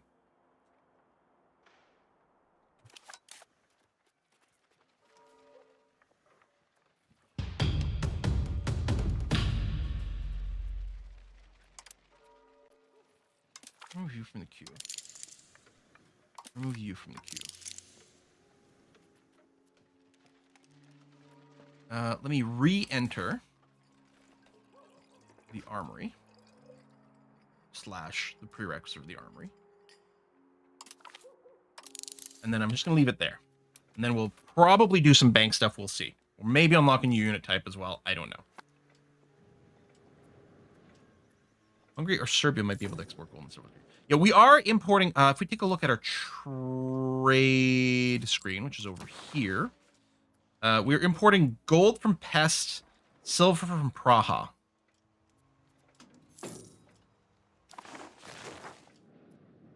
I don't know if there's any local mines for that within the market itself. Certainly not in any of the territory we have. Okay, those gravel roads are kicking in. Some of it kicking in, some of it still being worked.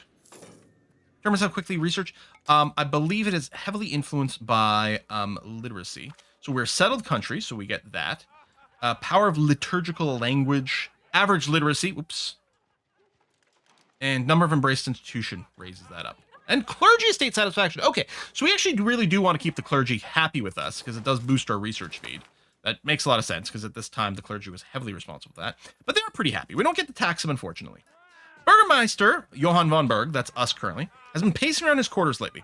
Gossip says it is matters of the heart making him anxious. But anyone familiar with the man would know that it's actually the current peace of the city. A brave warrior such as Berg. Oh, whatever. Excuse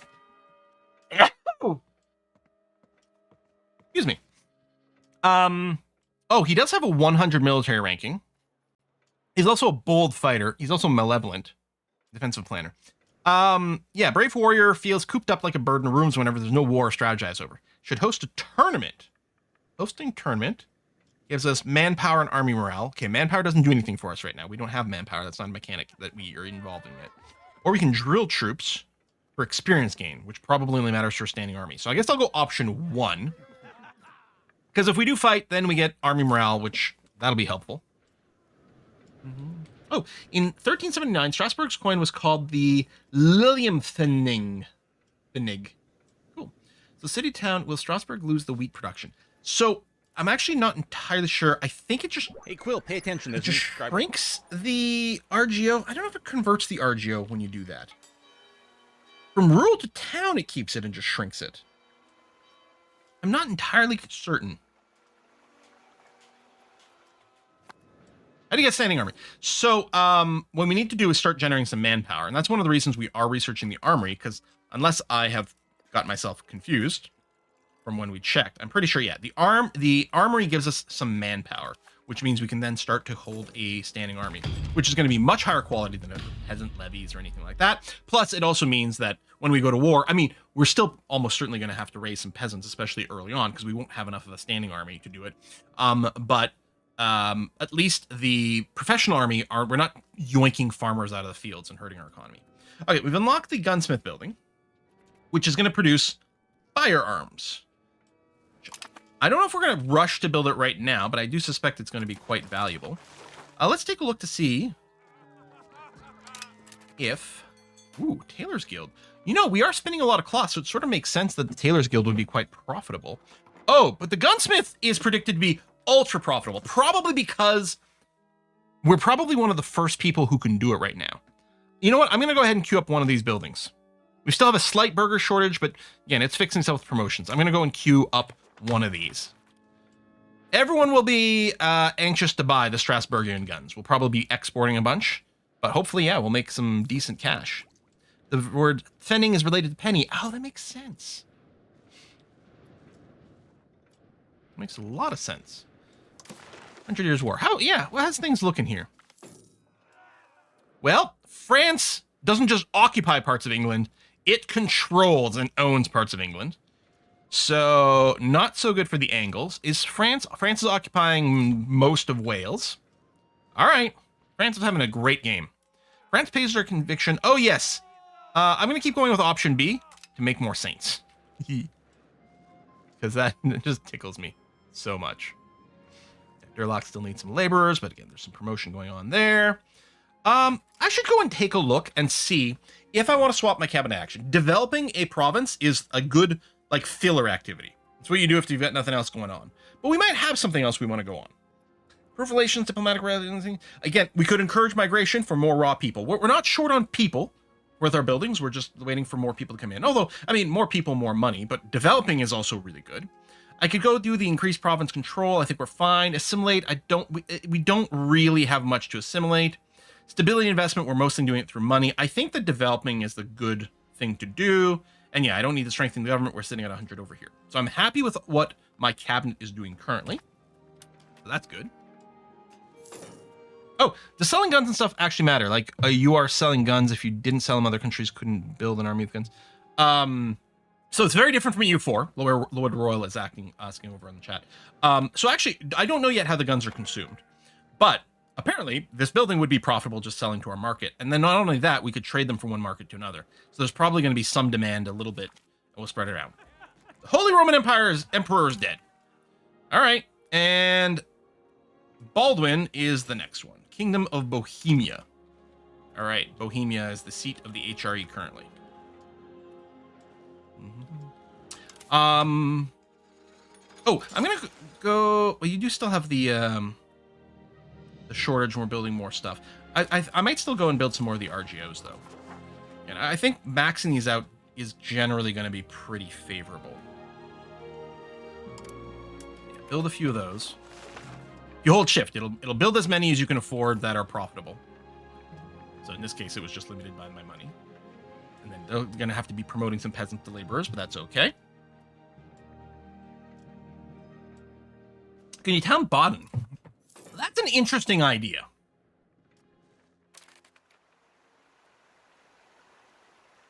It costs us $300. And I suppose I don't know if that's better or not. Baden grows wine.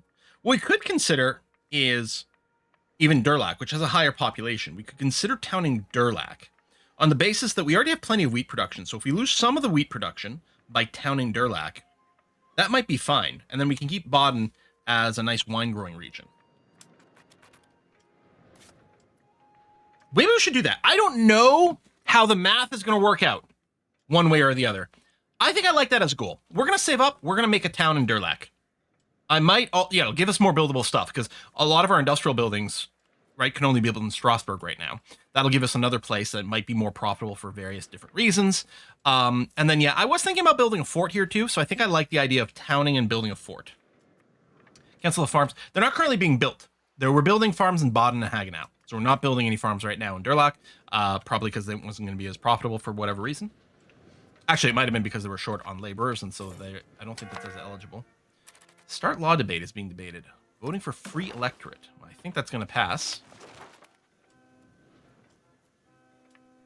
Only $300 for an entire town. Inflation's really kicked our butts the last 650 years. Inflation's been pretty bad in the last year, even. Erosion of faith. Confusion caused by the conflict between Rome and Langres has severely impacted stability of our city. So lose some satisfaction, or people should explore alternatives. I'm worried that this will lead to us like embracing a heresy, although that could be entertaining, honestly. Taking the stability and Republican tradition hit isn't the end of the world because we can just buy that back pretty quick, and honestly be better than the estate satisfaction hit. Okay, I'm gonna do this. I'm a little bit worried what this is gonna mean, but let's find out. So yeah, now we're spending money boosting our Republican tradition back up, but it's fine. Cathar run when? I mean, we had the option of converting some of our people from those wandering preachers. We just kept killing them instead. We could have like triggered it. It was going to be 50-50 whether it was Cathar or Waldensian, I think. Some nice opinion boosts. What's involved? Ask them to become our vassal. No, it's pretty far out. It'd probably help if we were considerably more powerful or something, but different government types. Oh, right. Yeah, they're not going to like becoming our vassal because we're a merchant republic either. I don't know if like peaceful diplo vassalization is in our cards here.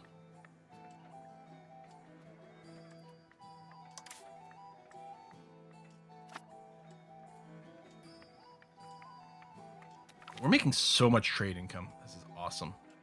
Noble legacy of Strasbourg. Our civic nation has given up many of the old ideas about nobility and feudal rule, but sometimes, when they are of use to us, we are willing to reconsider them on a situational basis. Such a situation has arisen in Durlach, where the local patricians claim the land just across our border in Neckar Basin is in fact part of their family's rightful domain. Local merchants have petitioned against this claim, having just negotiated a major treaty deal with Württemberg. Is this going to give us a CB? For any city, they argue, trade should be the first concern. The claims of the patricians lead only to war and misery. War, perhaps, but who says anything about misery? War, what is it good for? Expanding our territory. We get an actual CB on Württemberg. The problem is, Württemberg... Neckar Basin. Oh, is this a province name? Is what I'm thinking? Black Forest. Neckar Basin, yeah, it's the province over here. We'd get a claim on it, but... yeah...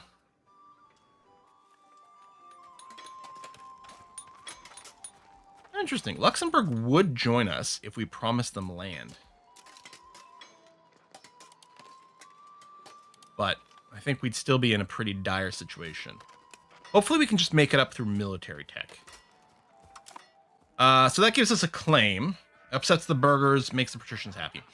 Option 2 is they are right. We should put these petty squabbles behind us. We gain trade with neighbors for 3 years. Trade advantage, trade efficiency. I mean, thematically, it makes the most sense. Stability boost is good. Yeah, okay, we're gonna go with that. Someone, computer asked, this map confuses me slightly. Is this the actual map of Europe?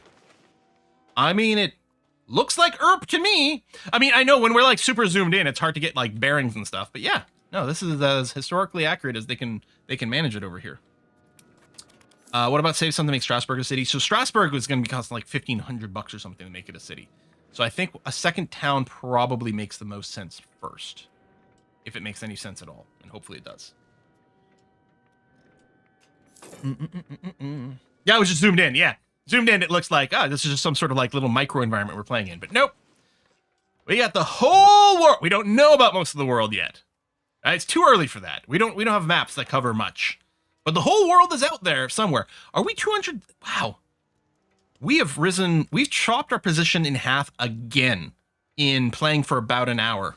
You know, minus pause time. Like, we're considering taking into account pause time. So we started the game at 1,000 something. We started today at 500 something. Now we're 234th in the world. Getting more and more powerful, despite the fact that we're not gaining more land. We're just getting more money. Do they still have the randomized new world? I don't think the randomized new world, and I may be wrong about this. I don't think randomized new world is something in base at U5.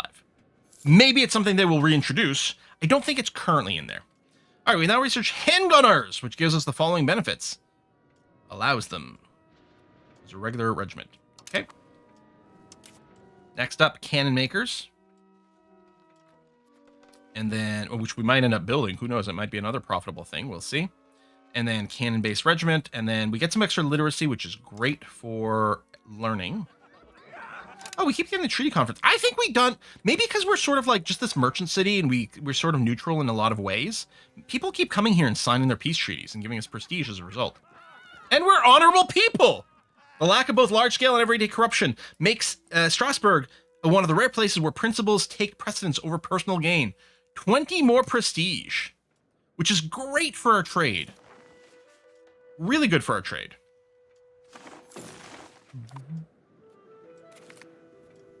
A new daughter. Oh, I need to yoink a name from our name in game queue. It is Pikmin Mega Master. I forget that screen doesn't pause. Pause. Pikmin Mega Master. And again, we're keeping up the trend of having almost exclusively girls. Building lumber mills. Has the price changed at all for this? No, $312. Okay.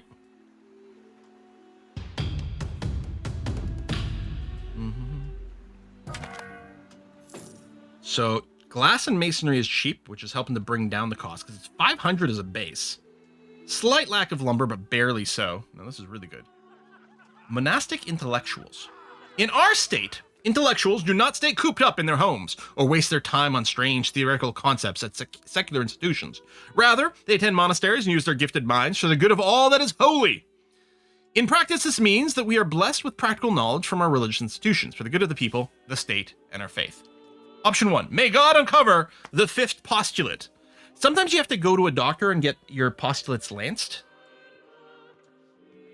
Gain 5 research progress and the clergy get happy. Or, to question nature is to question the divine. Cease! Research considered unholy. It does give us prosperity and control. And no, research is good. Oh, Balthazar died. We need to assign someone else to develop Reichgau, which is an admin task, and Waldemar over here is really good at it. Actually, he's got generally pretty good traits, and we kind of sucking a little bit on the diplomacy, but that's fine. All right. Clergy person in there. Get back in there. Keep developing things. My doctor destroyed my postulate last I went. Oh, right. That's the other way I could have gone with the intentional misunderstanding of things. How's the world? Okay, I mean, the exciting stuff is like crazy going on here. Ooh, a couple of things have been... I think France occupied more of Wales last time we checked. How's the peasant revolt? Oh, okay, the peasant revolt has ended. We don't know who won. I don't know if it was a peasant revolt for independence, in which case, presumably the peasants lost, or it could have been a peasant revolt to implement something else. I'm not sure. But the Byzantine Empire still exists for now. I like the color of Argus. And obviously the Byzantine purple is beautiful. Really pretty. Strongly considered playing as the Papal States for this run, because that would be fun too. But, you know, I didn't have the hat. Is this a standing army? I think it might be. Oh, no, we know Luxembourg has a standing army. Yeah. Can't wait for the release. We might have to call in sick Tuesday. That's a good strategy.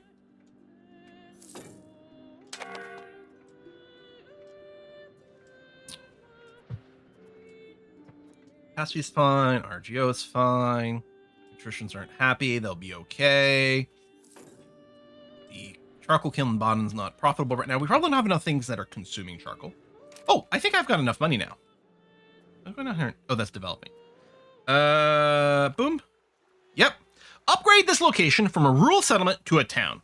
What I'm going to do is take a little screenshot here for before on Darlac. So I'm going to hit yes. There's no lumber available in the market. So that might have to be imported or it's going to stall out. Hopefully the auto trade does it. If not, I may have to get involved to specifically and intentionally import some labor or some lumber. But right now it's going to take a year to found a town in Durlac. Okay. Play Byzantium and reconquer Rome. That would be a fun campaign. Yeah, 100 Years' War. Now, I mean, this is really 100 years of war, not one war. It's a series of wars. But yeah, it seems to be going mostly good for France. Oh, England... Yeah, did have a little bit over here, although it's occupied by France. That's probably what they're looking to piece out. Same thing over here. And there may have been some back and forth. We haven't been staring at that. You know, we've been concerned with our own issues. Rightfully so, I would say. You got the cost a lot by having big lumber surplus. Yeah, I'm sure that is entirely true. I guess I could have pre-imported a bunch of lumber. We've researched cannon makers, which does open up a new building. I wonder if that would be another one where if we built it right away, it would be quite profitable. There's lack of competition. Gunsmith's still considered to be very high profit. And cannon maker. Okay, let's build one cannon maker in Strasbourg. Maybe I'll build another gunsmith. I mean, the profit, it'll take a while to pay back. Maybe I'll just wait until we get our town in Durlac and we can compare which place might be more profitable to build in. I suspect it'll be Strasbourg just on the basis that Durlac is still a little bit limited in control.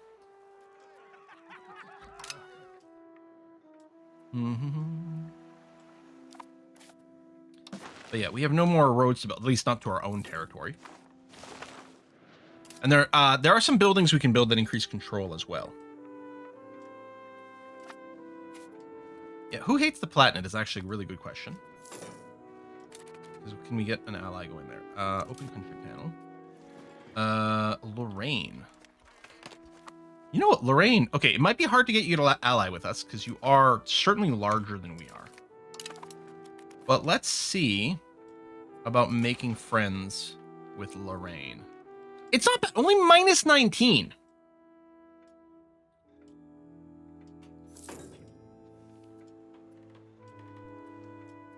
Let me do a profess trust.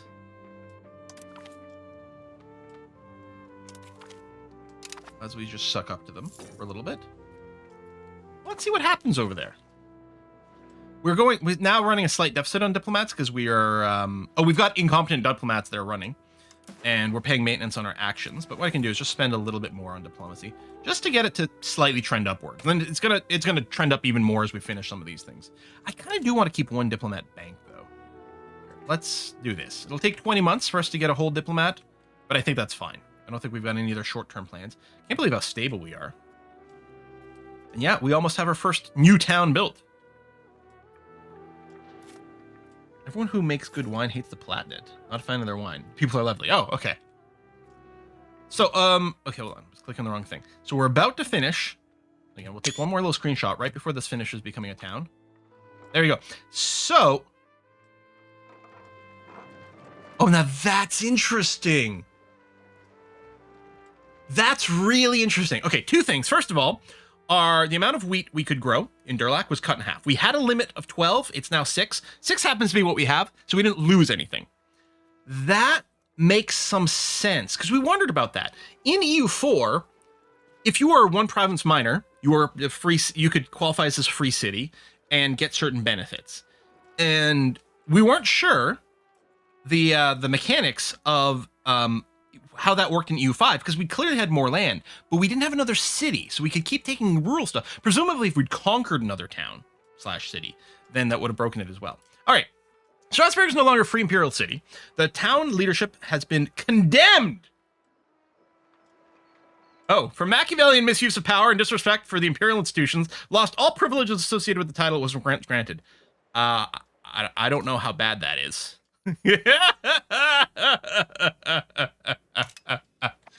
All right, but so be it. I keep clicking on the wrong place. But we do have a town over here now, which means we can, some more of our buildings can be built there. Any exciting new stuff? Not right now. Cannon maker. Yeah, Strasbourg would be more profitable, and I think it's mostly related to the control. What was that? Oh, thanks, Blethig. If you're gonna ally Lorraine, do it Quiche Lorraine. Machiavellian 1383. Oh yes, and don't forget the fort. Yeah, I do want that. There we go. Actually got a nice discount. I think it was 200 base price. Yeah, let's get that defended. Oh, is that fort limit? Hold on. There's a limit to how many forts we can have. We're at the limit of fortification building score of 1.89. Finishing construction of the fallen buildings will result in extra fort maintenance. How do I feel about that? We could probably just eat it. Yeah, was it like 8% increase cost? 7%? Yeah, that's fine. I think we're gonna be okay. We need those forts now. So I think we can be targeted by maybe some more things, but I don't think it's an open CB. I think we just lack the protection of the Emperor the same way. But it's fine. Yeah, we're no longer a free city. We're just a Republic of Strasbourg now. Oh, how exciting. We're still limited here. I don't think we can rank up because one of these. I mean, it's population limited, but I thought this was also limited by the fact of our government, but I might be wrong about that.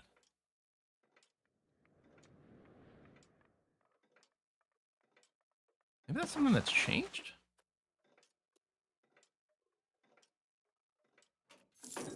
Change rank through the Elevate County Diplomatic Action. Limited by HRE. Oh, that might be it too. Oh, yeah. Oh, we're temporarily insane again. This has happened to this person before. I'm going to limit the military duties. This is still his best thing, so we can take a bit of a hit there. And I think it's only for a year, so it's okay. It's temporary insanity. We're fine. Yeah, Machiavelli won't be born for another 130 years, but never mind. Yep. That's always a thing. It comes up in literature, especially when people are writing like a fantasy novel, right? In some made up world, right? Some artificial world. Like if you are like, let's say you're reading Game of Thrones, and I have read the first book, but I don't remember, so I'm just pulling this example on my ass. And they refer to a piece of furniture as an ottoman. Now, an ottoman, which is a footrest, right, is named after the Ottoman Empire, IRL. Is it appropriate for you to use that term? Like, does it make sense? Well, obviously, there's no such thing as the Ottoman Empire in Westeros. So do you make up another word, or is it just? And usually, most fancy authors do this sort of hand waving thing. You know that Tolkien kind of said is, well, I've translated this document into, modern vernacular English, and so I am using this term that you understand. It's not what the people in a setting are referring it to as. It's what I've translated as, the transcriber, the translator, i.e. the author. So the whole thing is like, if you're writing a historical novel, referring to something as Machiavellian is anachronistic for the people of that setting, but might still be appropriate because, oh, no, I'm just translating it from, ye old English into modern English, and I'm going to use this term. But it's a really interesting thing to think about. One of our counselors died. Kick the bucket. All right, well, let's get another one in here. We don't have a good administrator, unfortunately. I guess we'll just take Fritzley. He's sort of like generically fine. Not great. Hopefully he'll skid up. He's only 16. He's going to learn on the job. All right, we've maxed out our relations with France, which, I mean, I think was a good idea, just, defensively. But yeah, it's not going to get us to the point of being able to get an alliance or anything like that. People of Durlag. You guys are relatively happy, I hope? What do we have here? Development is 30, which is, pretty good. And prosperity is huge and continuing to grow, which is excellent. Get that migrant attraction, which is very helpful. Spread of institutions, it's just missing the one. Oh, Renaissance is starting to push over there. Cool. Still positive food. Like this town can feed itself, which is great. And yeah, we hadn't expanded past the 6 wheat farms, so we didn't lose anything. Pikmin Mega Master is rowdy. Getting that military education. Part of the issue is that English really need a word for Machiavellian, which is why it's lasted for centuries. It's a good point. Yeah, we don't really have another one. It's sort of scheming, but not really.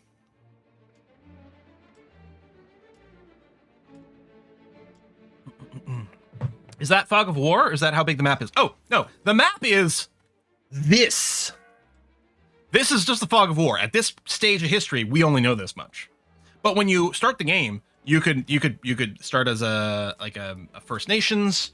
You could start as somewhere in China. I don't. Somewhere in China. I mean, this may be the Pacific. I'm not entirely sure. But yeah, you can play as any nation, anything in the entire world. Reduce trade investments. That doesn't sound good. Or our burgers lose estate satisfaction. What? I mean, I don't like that, but rid of the troublemakers. I think we'll just take that hit for a second.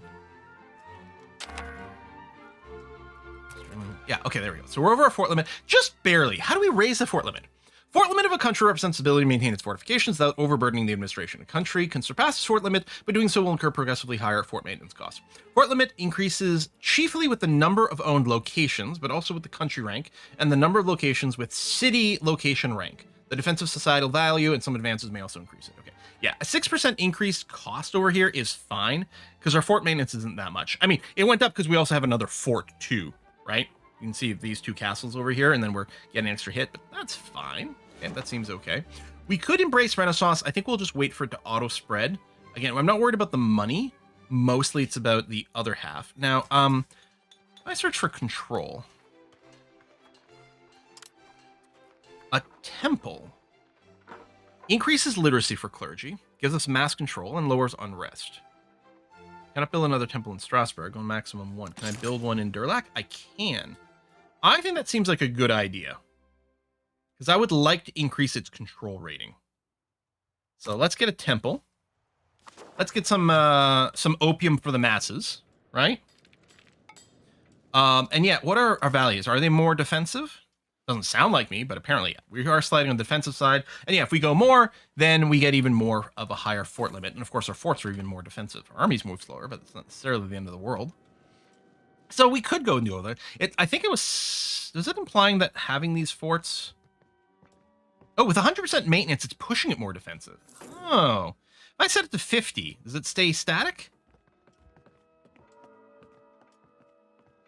It still moves towards defensive, although we take a prestige hit. I think this is fine. And then with this little auto button, if we go into a war, it will automatically raise the fort maintenance back to 100. I mean, you know, it'll take them a while to bounce back, but I don't know. Are we happy to move towards defensive? Do we want to save cash?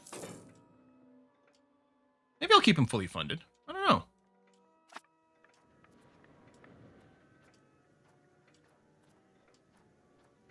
Burgers are unhappy, but they'll be okay. Mm-hmm.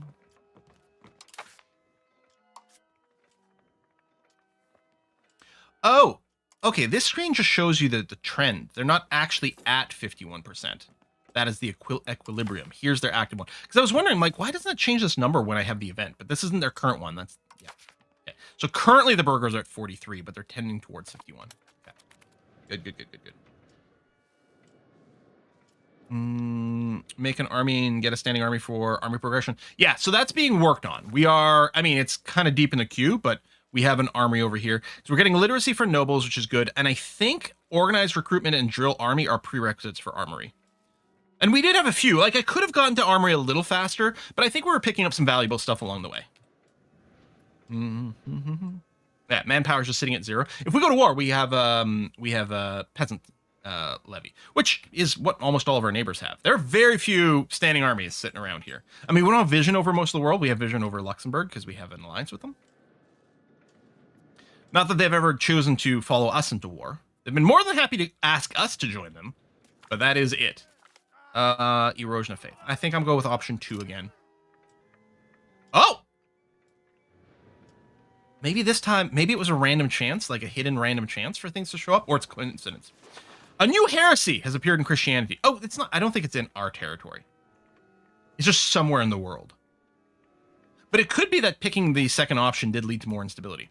Clearly, these people who do not understand the one true faith is Catholicism. Yes, we have to follow the teaching of Cathol. Where is the religious map mode in all this? Is it under probably population? Nope. Oh, there it is. Let's go religion by location. Oh, it's one of the starred ones too. Oh, right. So none of the provinces are overwhelmingly non-Catholic. But I suppose if we were to go and take a look at Strasbourg itself and look at the demographics. Oh, we're still 100% Catholic here. What about in our nation as a whole? Yeah, we are still 100% Catholic. Okay. None of those heresies in our own territory.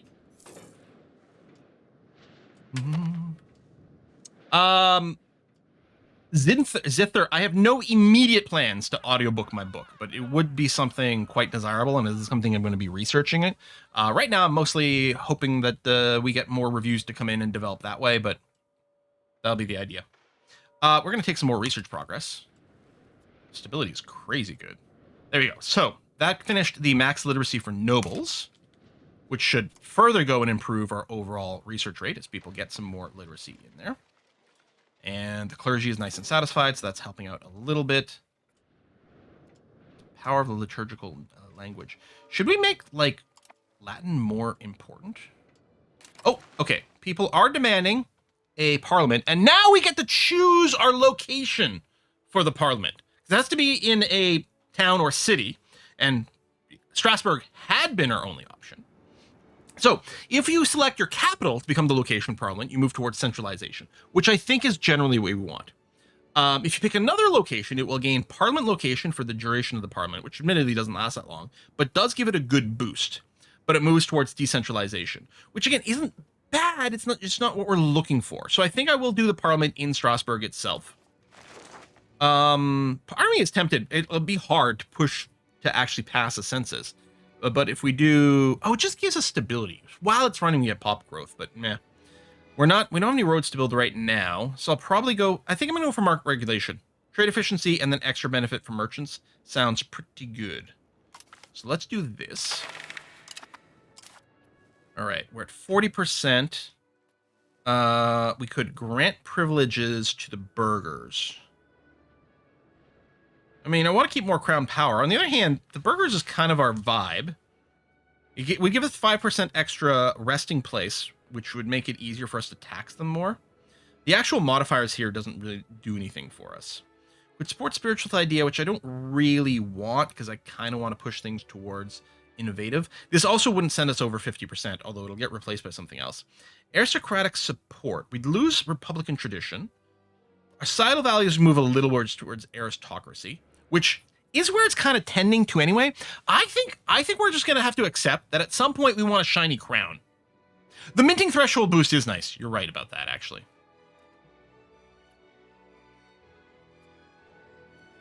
Although I suspect that if we did increase our minting, we'd probably run into a silver shortage again. We've been on the cusp of that before. So I think I'm going to go ahead and do aristocratic support, because I want a shiny crown at some point. And there you go. We're sitting at 53%, so that's going to pass. And then from experience, don't take first offer from publisher. Publishers like Podium are asking rates that are like in highway. Oh, for...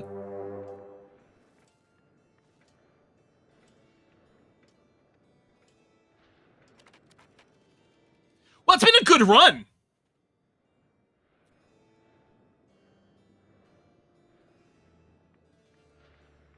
Been a good run, you guys.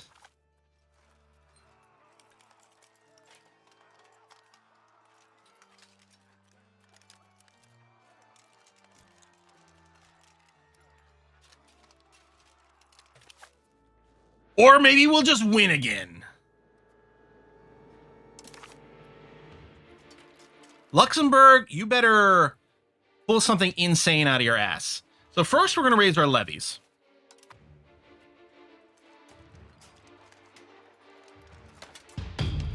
Yeah, we're expected to have an army of regulars, but we don't have the manpower to actually go and do them.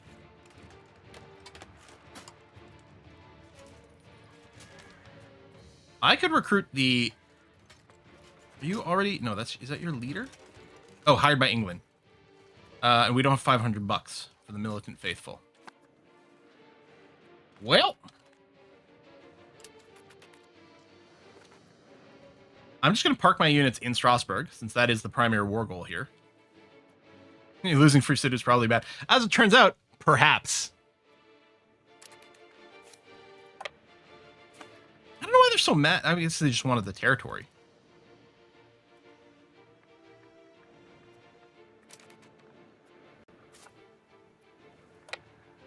We could go and boop these guys immediately. We'd have more people with higher quality. Right? Very likely we'll win. Better commander, higher morale, higher quality. They get a terrain benefit. But Hey, Quill, ain't pay much. attention, there's a new subscriber.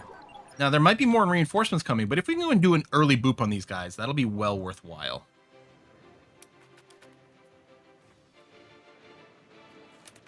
Oh, yeah, now we're predicted to lose. Can I turn around? Oh, good. I can cancel this. Yeah. Oh, no, you still moved. Oh, I was misinterpreting that. Oh, that's highly unfortunate. Should have stayed defensive from the start. Well, let's go and toss in some more people here.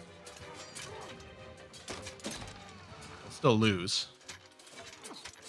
If we had waited and grouped up our people, honestly, like, we were holding off not too bad for a little bit, but yeah, now we just got smashed. Well, we could try an unconditional surrender. We could also have just waited to see what kind of help we get from... oops. from our allies over here.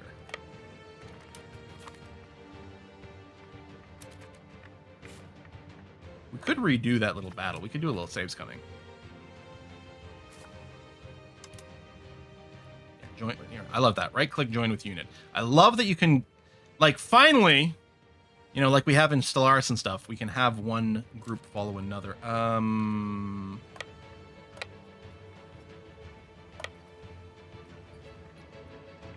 yeah, we're gonna get caught here. That's what's happening. Who's moving in here? Who's attacking here? Just chill. There you go. Positive value. I love how these guys are just going to defend Durlac and not helping me at all. So some things never change. AI allies being less than useful. But yeah, they're going to throw in lots of reinforcements here.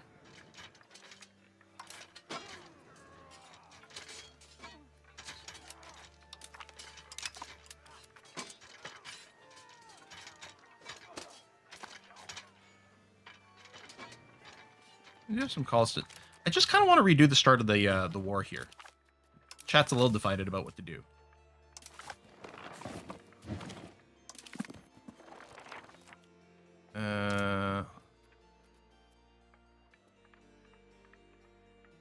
Oh, it's a yearly save.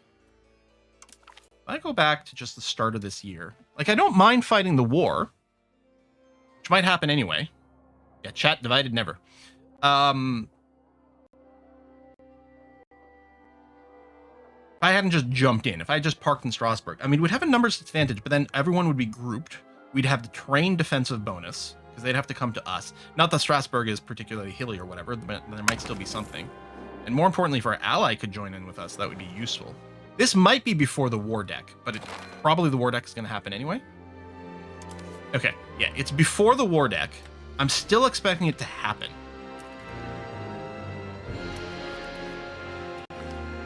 There's loans from Mercs. Our loan size isn't big enough to get to the 500 here.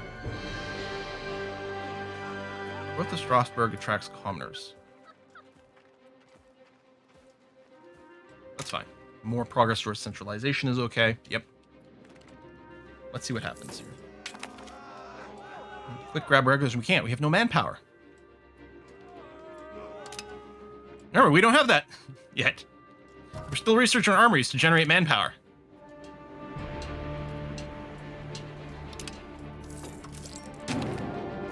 All right, so that war is still happening. So the AI still had their ideas locked.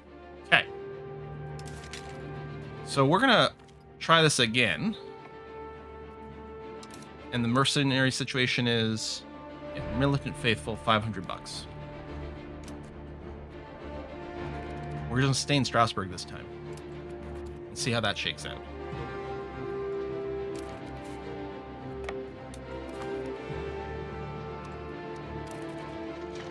Oh, okay. Well, they came here. Interesting. So we have more discipline than they do. We have higher base morale than they do. Currently, we have more people here, too. They will probably reinforce, but the question is, how quickly? Why are we losing dudes? Must have just gotten a bad die roll? All right, this is me, and I got better, right?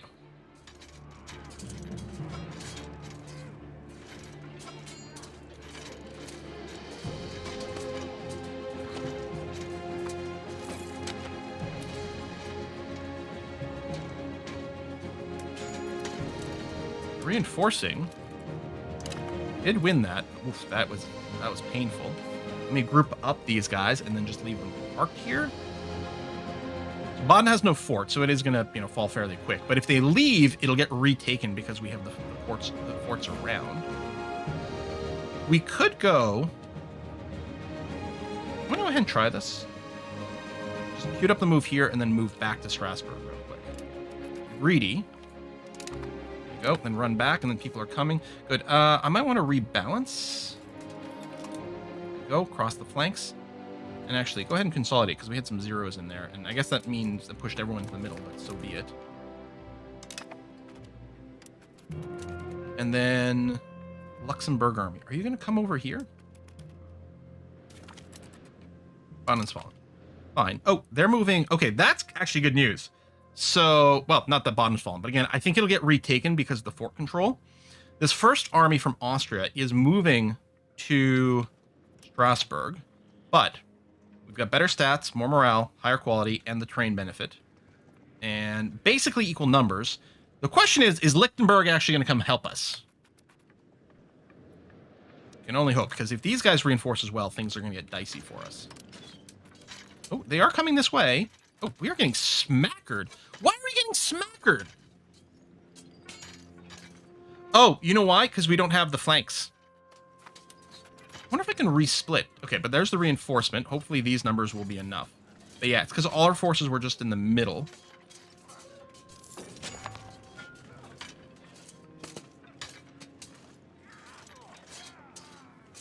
Hopefully this gets oh my god, there's so many troops coming our way. I mean, we're obviously going to lose this war. We can't fight Austria.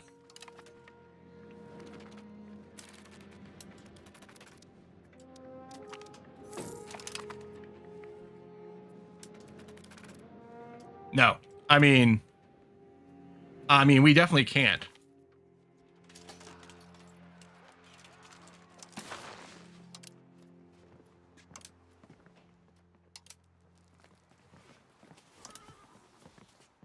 Interesting. The AI would accept a peace if we accept humiliation, which is fine. Take over Market Center? Market Strasbourg relocates to Kyburg. I really don't want that. Pay war reparations.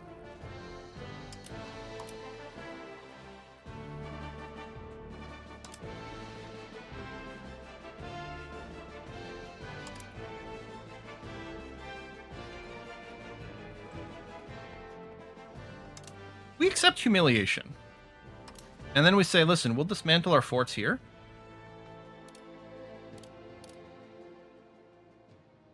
Oh, it actually gets worse.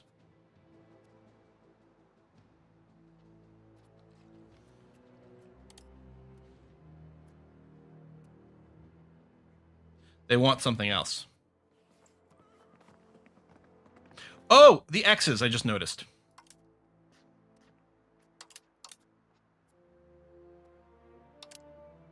I don't think that'll be enough. They're fine with it, but it's not enough.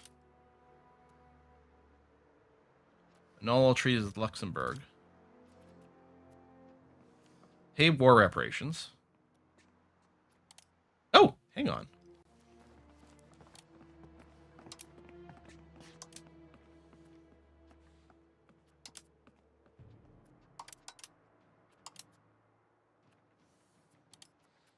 We can do it this way. Accept humiliation. We'd have to pay them war reparations.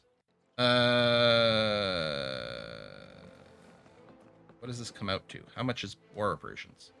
10% of our income. For how long? Oh, also, there's all this money. Hang on.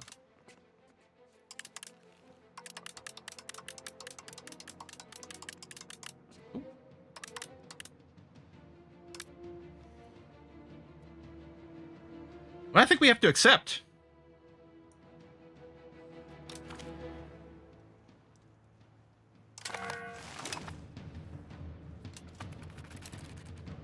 Now, we're going to go and spend more money on diplomacy here. So we're going to have to try to find something else. Be better allies. Yeah. The only thing Luxembourg's alliance has done for us, I mean, potentially it's warded off some other wars, but they brought us into a war that was more than annoying.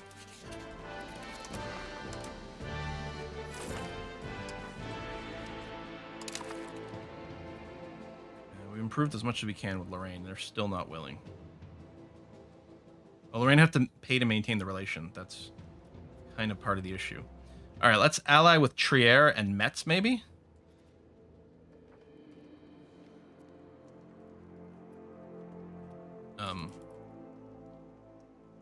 Oh, you're green, but you won't accept. Metz will accept.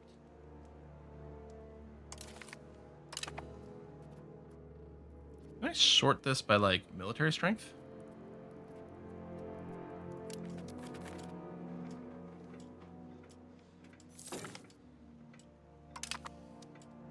mean, I could ally with some more of these minor dudes.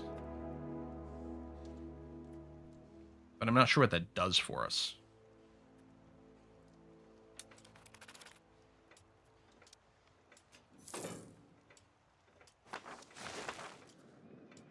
All right, well, I'm going to keep sitting on this money for now. All the more reason for us to keep working through our military, which is very much our goal here. Although it still won't defend us against Austria, but maybe we'll get enough strength to kind of freak people out. Or get people to ally with us in other ways.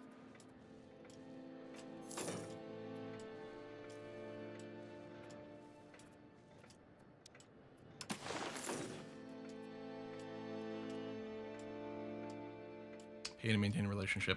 Württemberg desires land belonging to us. Oh, we just might just get declared on some more. Oh no! Everyone's feeling increasingly aggro here.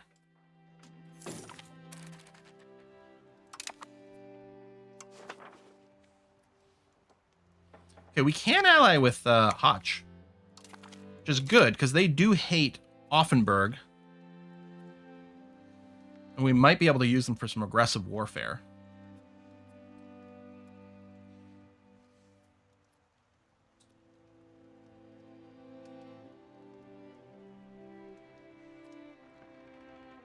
Or need to pay to maintain it. Yeah, we could look. Should we form a defensive league? You know what? Maybe I should have done that because Württemberg is game for that. Or Bavaria isn't. All right, but we have now a defensive league. We invite anyone else to defensive league? Yes. Not Offenburg because we actually might aggro them. But let's bring in some more of these people. Let's build a defensive block. Austria's aggression shall not stand, bro.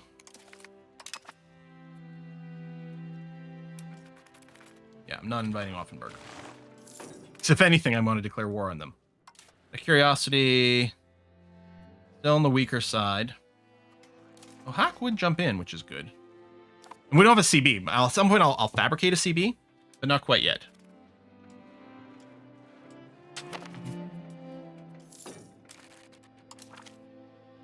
Luxembourg is asses for gold. Go F yourself. What did you... It's not what did you do for me lately. It's what did you ever do for me? Nothing? Oh, okay. Go F yourself. I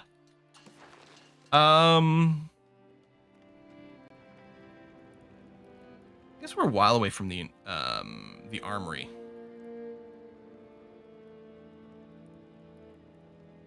I should probably go ahead and build these. One more in each. Didn't Luxembourg help you establish yourself in early wars? No, they didn't. They didn't do. I don't think they ever played an important part in our offensive wars at any point whatsoever. Selkirk's come of age. We can get her married off to someone, which might be good diplomatically. Although again, none of these guys are terribly powerful. Maybe we'll send you down to Bern.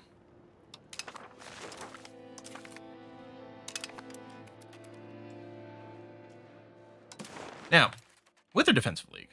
Oh, it's a triple defensive league because we've got that. I think we can. I thought there was a way to rename it, but I'm not sure. Military laws, mutual defense. Let's vote for automatic defense. I don't know what the difference is. And we'll join defensive war if always. Yeah, they always say that. Automatically join defensive war declares on other members. Automatically be called in defensive war is declared on other members, but do not have to be accepted. Oh, this is cause. This is will join. Can be called, will automatically be called, will join. So if we vote for here, it requires that we all join into a defensive war. Do we want to go all the way there?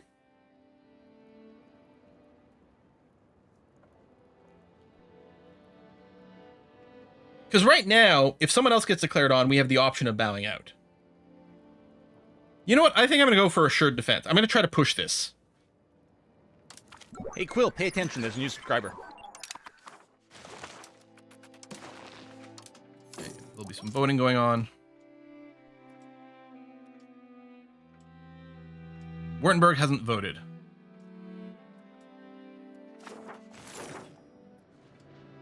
Automatic defense, let's go to World War I 500 years early.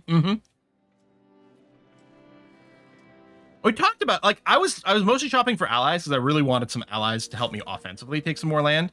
But I probably, we need a thing. I probably should have just pitched in for a defensive league earlier, clearly. But you know, hindsight is 2020, or hindsight is butt vision. Let's do increased ties to neighbor. This seems topical. Plus, it'll give us some diplomats. Bellicose movement. I mean, maybe. Change societal values towards belligerent. Honestly, right now, maybe. We could grant treasure rate to the burghers. Oh, it does push us towards innovative. Lowers the maximum tax for burghers, but increases tax efficiency. Bank interest doesn't matter because we're not loaning things out. You know what? Let's do it.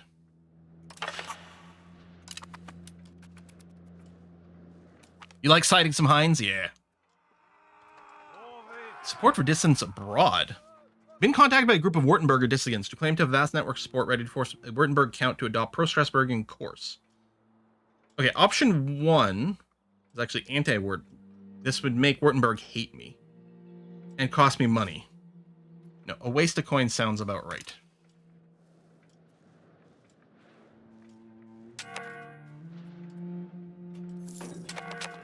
Oh, that's fine. Rebel movement. Oh yeah, the patricians are kind of cranky. That's fine. Okay.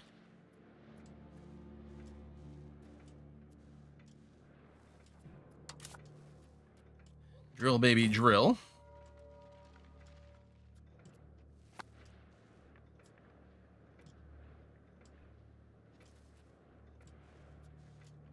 Do we have... Would there have been early manpower buildings?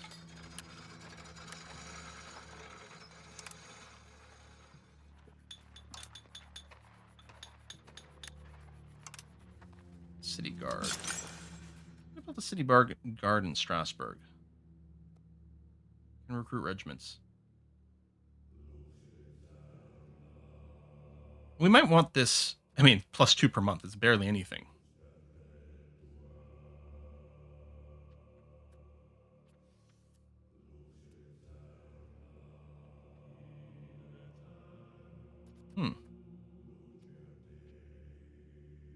Let's do this. We've been too concerned making money, being mostly peaceful. I mean, yeah, we took up a little bit of territory, but barely. And the world has decided that peaceful money-making ways is not allowed. It doesn't help that maybe not becoming a free city. Because I think with the free city state, people could declare war on us, but there might have been something that allowed, like, that would have caused the emperor to defend itself, or maybe some of the laws changed somewhere, and like it didn't before, and then it would have. But that's okay. We want to grow bigger anyway. And again, we might become a monarchy, which also would have lost us that trait. Okay, that went, which is good. Yeah, we had the money for the building, which is fine. But I'm also partially saving it to, like, hopefully pump out the armories relatively quickly. Slash, apparently, I might want to keep $500 around for some emergency mercs.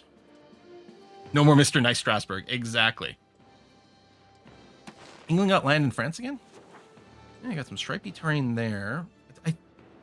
Yeah, you're right. They actually did take this somehow. It became England. It's now occupied. France lost some of its holdings in Wales. And this French territory is all occupied by England. Okay, so France was doing well the last time around. Now it's having a hard time. All right.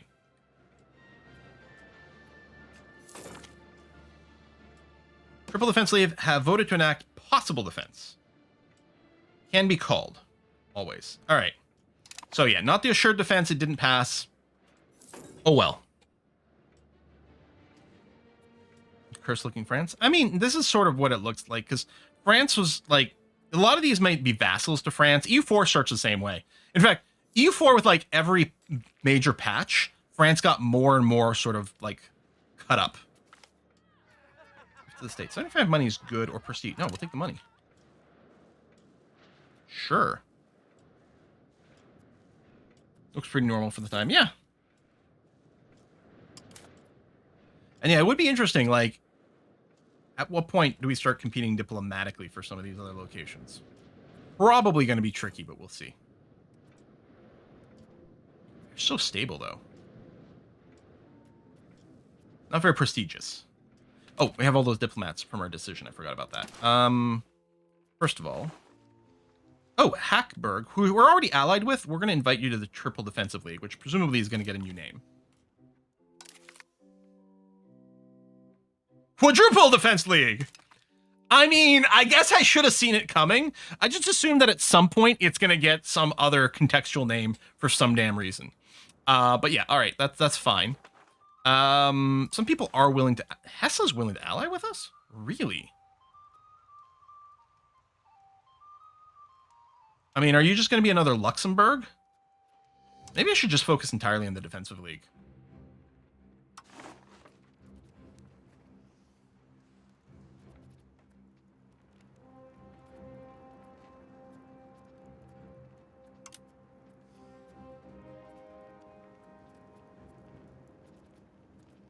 The unknown treaties. We can't re-sign immediately.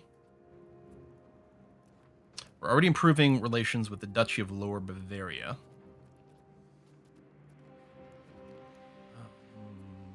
I'm not going to necessarily make friends with Palatinate or Würzburg, because I think there's going to be some beef regardless. Upper Bavaria, I think, also hates Austria.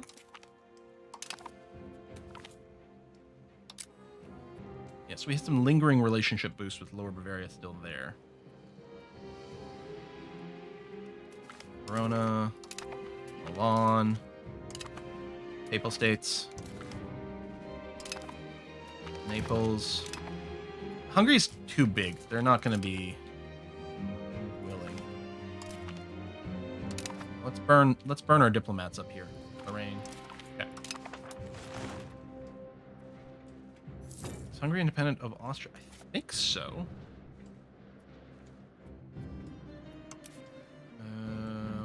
International Organization, Catholic Church, Neapolitan Union. Oh, wait. Stop.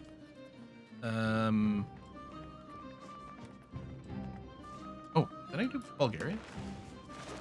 No. I'm looking at Hungary, but yeah, Bulgaria hates them. Serbia, Halic, and Byzantium. They have military access with Austria. Whiskey and chocolate.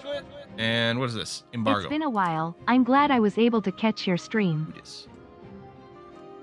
Oh, Gamergazin, thank you very much. Sheepers. It's not Christmas yet. It's... Thank you so much. Thank you. I want to play... Maybe we should improve Württemberg. I don't know. All right, drill army. Drill baby drill. Unlocks drill army. All right. Spear as proposed in the quadruple entente. Mutual defense. I think that would be favorable. Like, I think that's kind of the middle.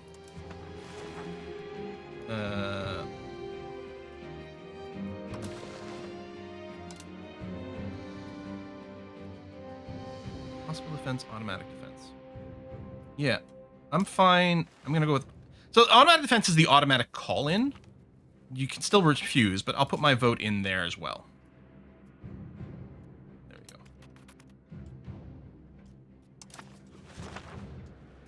Maybe we just went, you know, too aggro too fast on the improved defense. But yeah, let's make our... Let's bro up over here.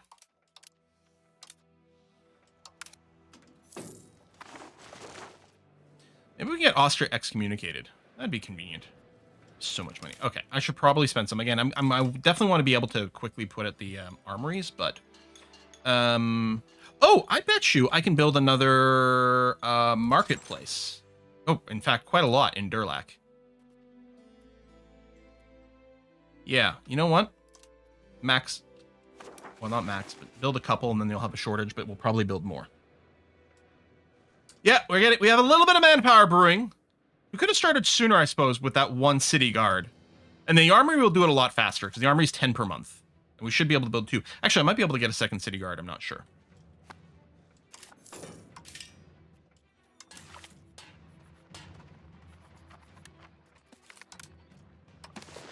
Nope, no locations. Approachments of patricians. Gerlach loses control, or patricians lose satisfaction.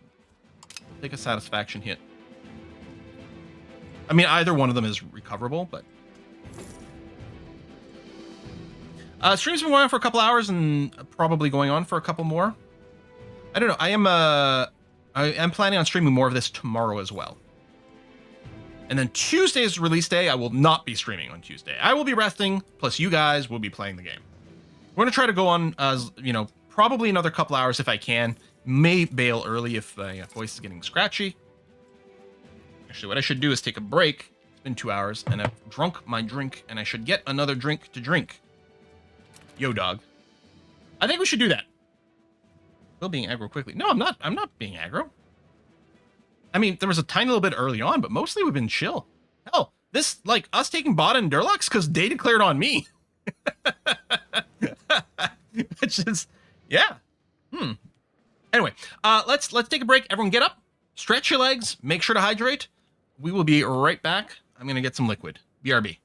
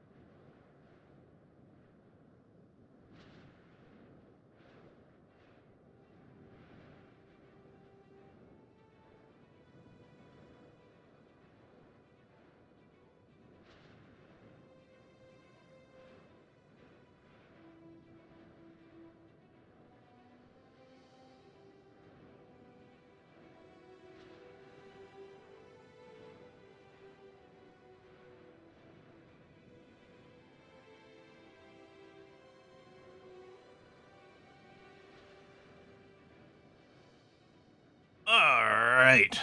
We are back, baby. I hope everyone's hydrated and stretched. Ooh, look at the south of England. Look at the south of England. France is making some moves here again. Wave of Sinicization. I learned this word once. I can't remember what it means. Came up in one of these games. Our presence in the sphere of influence of the Middle Kingdom is a complicated relationship. Oh! China stuff. A complicated relationship between Burgomaster Johann von Berg and... well, I guess we are aware of some of the stuff, maybe. Contact between our two realms has created sparks of Sinicization. Indeed, Rhine Alemannic burghers in Strasbourg have recently started displaying elements of influence of the Mongolian culture in defiance of our norms. Are we going to become Mongols? Oh, now we're really going to go on a conquest. No ill can come of this. Strong relations with China. Middle Kingdom tribute received modifier. What? Sinicized. What? Should this be happening? Something feels like it. This feels like a bug. This doesn't feel like something that should be going on. Or let's not forget our roots. Distance from China. We get more cultural tradition. Monthly progress to unsent. Do we have a value for that? It exists, but I'm not sure why. I'm going to go, let's not forget our roots.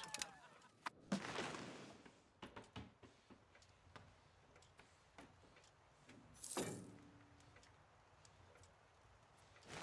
doesn't feel like the sort of event that should be spawning right now.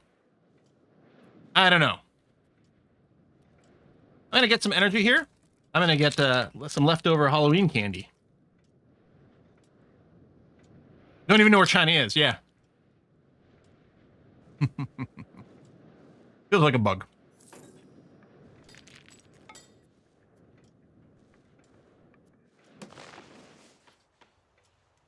Well, it's true. We do know the Golden Horde. That is true.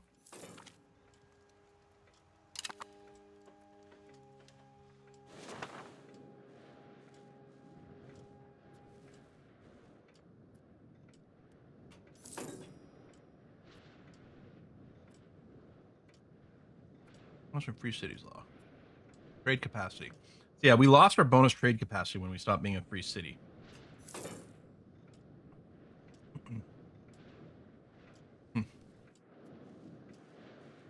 How is our aristocratic value? And do we want to intentionally push ourselves that way? We could have one of our cabinet posts do that. So we can become an aristocratic nation and get ourselves a shiny crown. I don't know what China is, but it sounds cool. I mean, we'd heard rumors. Like, there was trade. Like, people were vaguely aware that this thing existed.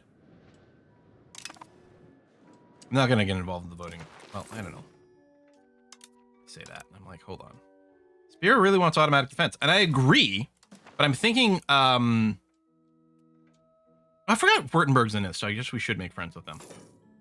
But yeah, I suspect Württemberg, yeah, voting for here. And there's a tie, so it'll probably just stay status quo. Yeah. All right. There you go. Armories. Let's get building, baby. So...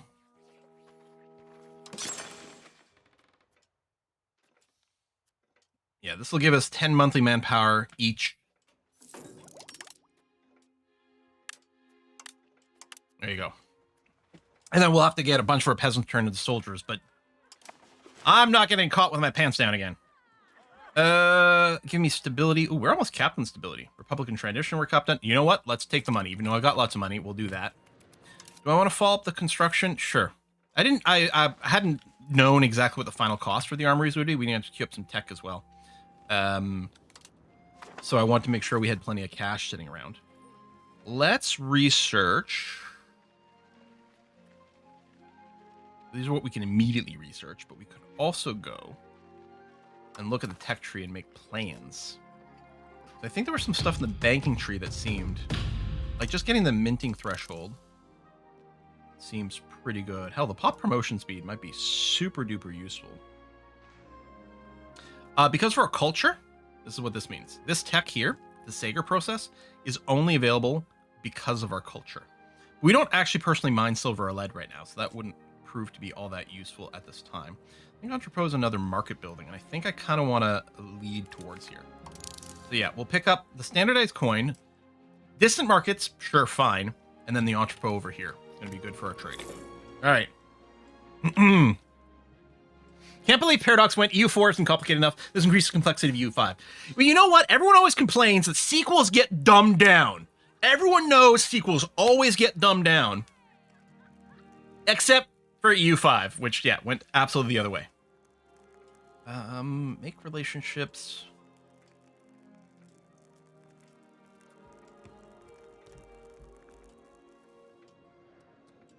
I don't know if we need to be friends with you. I'm going to take a prestige because we don't have any right now. I think, you know what? I'm going to embrace the Renaissance now, I think. Oh, no! Johann died. All right, so we got our regent. There's going to be an election. Wait for the election to go through, and then we'll go and we'll kick in Renaissance.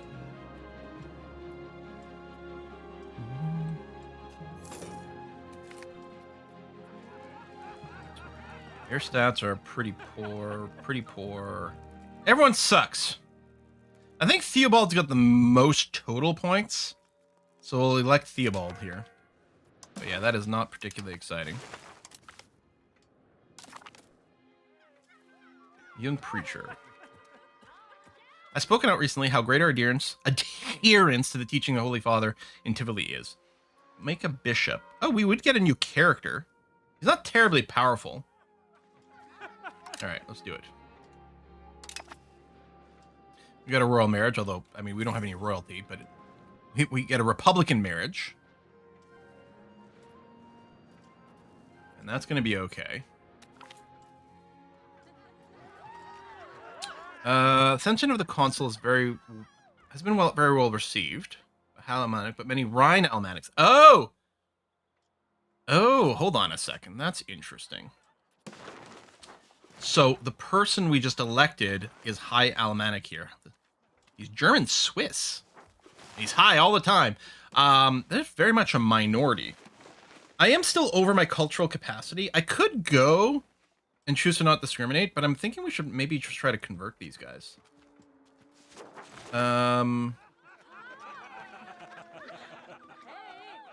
All countries of their origin gain opinion. Appease. All right, so it sort of sucks either way, but so be it. Okay, I'm going to embrace the Renaissance. A little early. It's only 15% of our places. But the more institution we have embraced, the higher the tech rate we get. And also, we could start researching things over here. Oh, we could get another government reform. Invest in cultures. Number of artists go up. And an extra cabinet seat. Universities. Oh, that sounds really useful. I mean, just flat out more crown power is nice too. But let's go and queue up this route. So, Renaissance cultural influence, Renaissance thought, extra government reform, +1 cabinet seat for more of our crappy people, and then the university. Okay. Do I want to change one of these guys? Change societal ideas. Although that is a diplomatic action. You got 55, which isn't bad. I'm seriously considering pushing for aristocratic.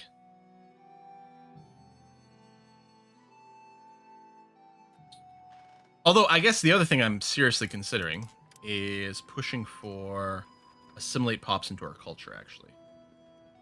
I might do this for a bit.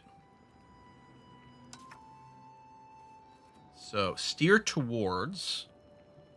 I guess steer towards our primary one.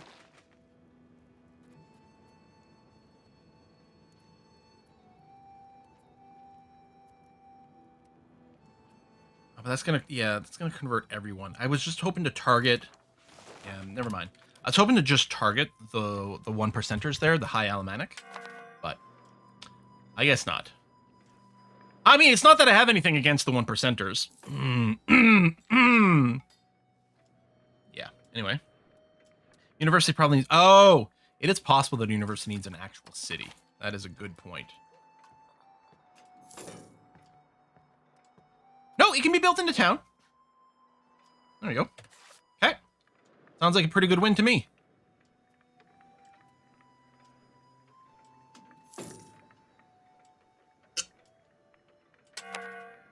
As there no trade product map lands, synesthesia makes sense if you consider Eastern traders along the Silk Road. I guess that's true. I think there is a trade product map lens. Noble birth. Many of the families of patrician gain their current position due to the actions of forefathers served the state in times of war. For most of their sons, the life in the military is therefore the only imaginable career. With the modernization of the army, however, common officers are no longer entirely unusual. Members of the patricians have now approached us, asking that we guarantee what they feel is a right of their class. No man should be able to serve as a commander in Strasbourg army who is not a noble birth. So we can guarantee only nobility as leaders. Patricians would like that a lot. Or cannot commit. I think we're going to... we just go and commit to being fully aristocratic. But yeah, it's a new privilege. I don't know if I want to grant more power. No, I'm going to tell them, screw you. They'll get cranky for a while. They'll go over it. I could give them a bribe to help bounce back. Holy Remembrance Emperor is dead. Rip. Yeah, I could throw some money at them. Which they would then get the money, which theoretically they would then use to maybe spend in places. I don't want a civil war.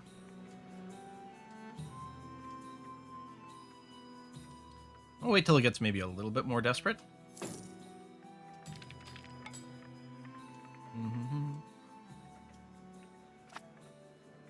Yeah, could we get a deal breaker on our tiebreaker on our defensive alliance? Oh, no one else wants to join our defensive alliance. Okay. Oh, I'm going to pull back on my diplomatic spending. In fact, I'm fine as long as it doesn't tell us. Yeah, I'm going to go ahead and set it to 0, so we're going to lose some diplomats for a while. That's fine because we're maintaining a lot of improved opinions, but they'll end at some point. That's going to be fine. Unhappiness among the clergy. State satisfaction. Oh, I'll just take the prestige hit. That's fine. High clergy satisfaction does lead to more tech. I would like to be able to like maintain my vote, so I don't have to hit this every time. Like that would be nice. I'll do this again. I think I skipped a couple, but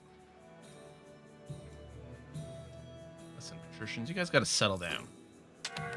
What's your your quality point is at 50.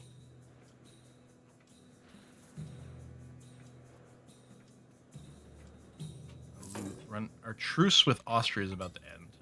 And the thing is, our defensive alliance isn't actually big enough. We're mostly going to have to hope that Austria just, like, settles down a bit. I suppose I could go and try to improve opinion with them. Let's make love, not war. Come on. All right. We're waiting for some soldiers in Strasbourg. We need some laborers in Hagenau. That's going up. Okay. So what I'm going to do here is we're going to recruit regulars. So we have a few different available. We got our handgunners. So exciting. They have bad combat speed. Ability to move from reserves to any section in the battle. Oh, right. Okay. Which might be fine. 10% morale damage done. They eat more food compared. So they're comparing it to like the baseline infantry. And 200. Well, I don't have 200 right now, but it's going to come. I think I can start building it now. Let's get some handgunners. Oh no, we actually do need the manpower already. Okay. I didn't know if this was going to be a situation like when you make retinue in CK3. I couldn't remember how it worked. I'd built some of these before, but I couldn't remember if you can build them before you had that. Oh, there we go. So first of all, this finished. We don't care about this. This is leading to something, but we're now over 200. So now I'm going to recruit Pew Pew. Strasbourg. There. Need a mix anyway. Yeah, sure. Handgunners probably get overrun. Yeah, it's okay. They're going to have peasants in front of them. It's Operation Wall of Peasants. But yeah, we'll be building some more for sure.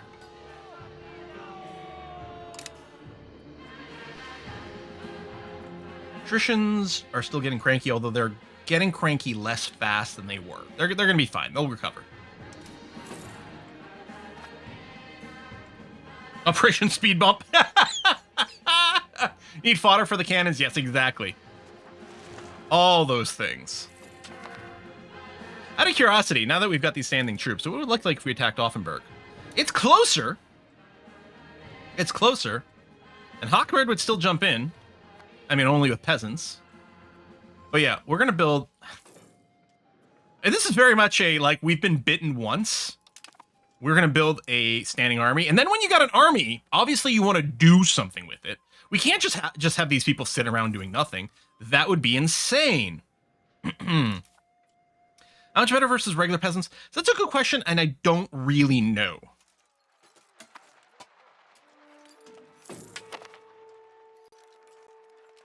Because we can't just load up the peasant stats. I don't know if this... Do you have, like, unit types? Unit types. Age of tradition, but we're... So, okay, Age of Renaissance. When we raise peasants, do we get this? No, that's just the baseline stats.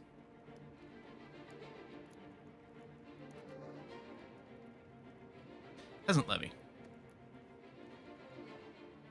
So... They've got a 1 combat power, for example. And is that... Renaissance infantry is the 1 combat power. I don't know if some of the other stats differed. And gunners. I'll also say 1 combat strength. They just defer... I suppose the difference here is the handgunners have the 10% extra morale damage. That's their big difference. So they move slower. Oh no, the game just crashed. Huh. Don't mouse over that option. All right, I'm gonna send that to Paradox. I think that's our first crash, right? Yeah. I think that's our first crash. Now, let's do it again. Let's mouse over the same thing. I don't know what date we left things. So we've got it set currently to annual autosaves.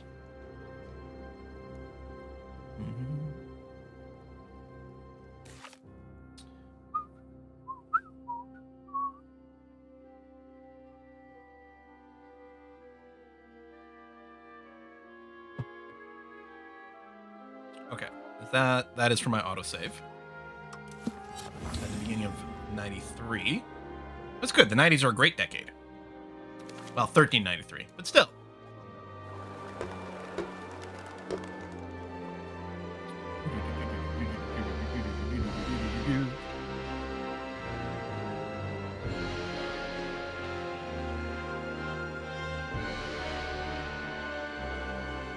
Absolute monarchy with disdain for the nobles. Yeah, monthly. I think monthly autosaves are an option. Maybe we want to go. I wonder if we can go semi-annual and change the number of autosaves. All right, so this is before we. Oh no, we have our army. Settings, game maybe. Autosave interval. Go every half year, and let's save like 10 of those.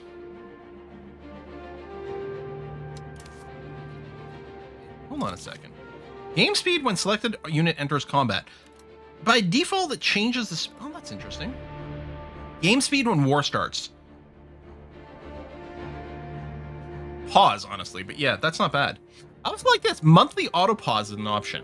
If you want to play turn-based, play on speed 5, but monthly auto pause. Now all of a sudden you're playing a turn-based game.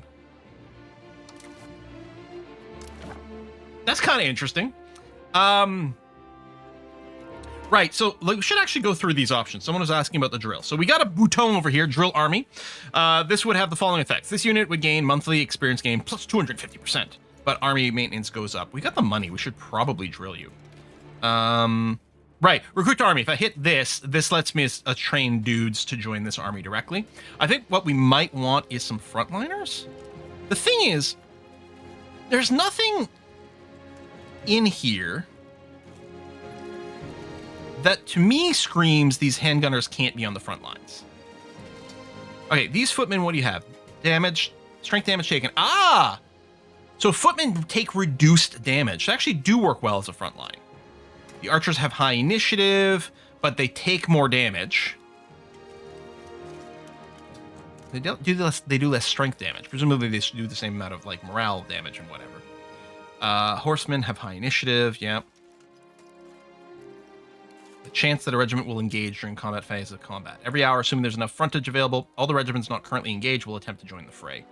Which is nice. And we do have our cannons as well. And camp followers, which I think increases the amount of food we can bring with us. I kind of think what we're going to do is probably just get, like, ultimately probably a couple units of footmen.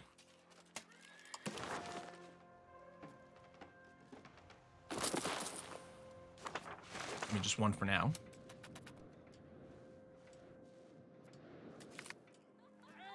Burghers want privileges. Protected faith of the wealthy. Conversion of burghers blocked.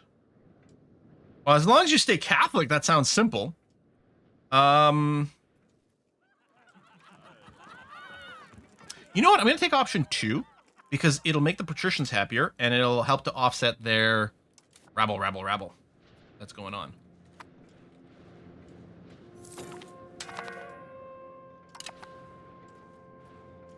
Yeah, I think the defense voting could be improved. Oh, we have... Surprising no one, we have yet another daughter. This daughter's name is going to be... Pause the game on this thing. Can I change? Pause on pop-up. There you go. Finn Makul, who has been our child, and in fact, our daughter quite a few times, I think, in various games. All right. Army go burr. Out of curiosity, what is it? Oh, I think someone's building a town. Look at that. Out of curiosity. Still predicted to be... Colmar's got some standing troops. Zurich's got a few as well. Not more standing troops, but with the levies... Yeah, they can raise a lot of army levies from the peasants. Now, those won't fight anywhere near as well, and we might still be able to get an early jump on things, but we'd be fighting way too many people, so that's no good. We will have to make a decision at some point of how many of these troops can we maintain.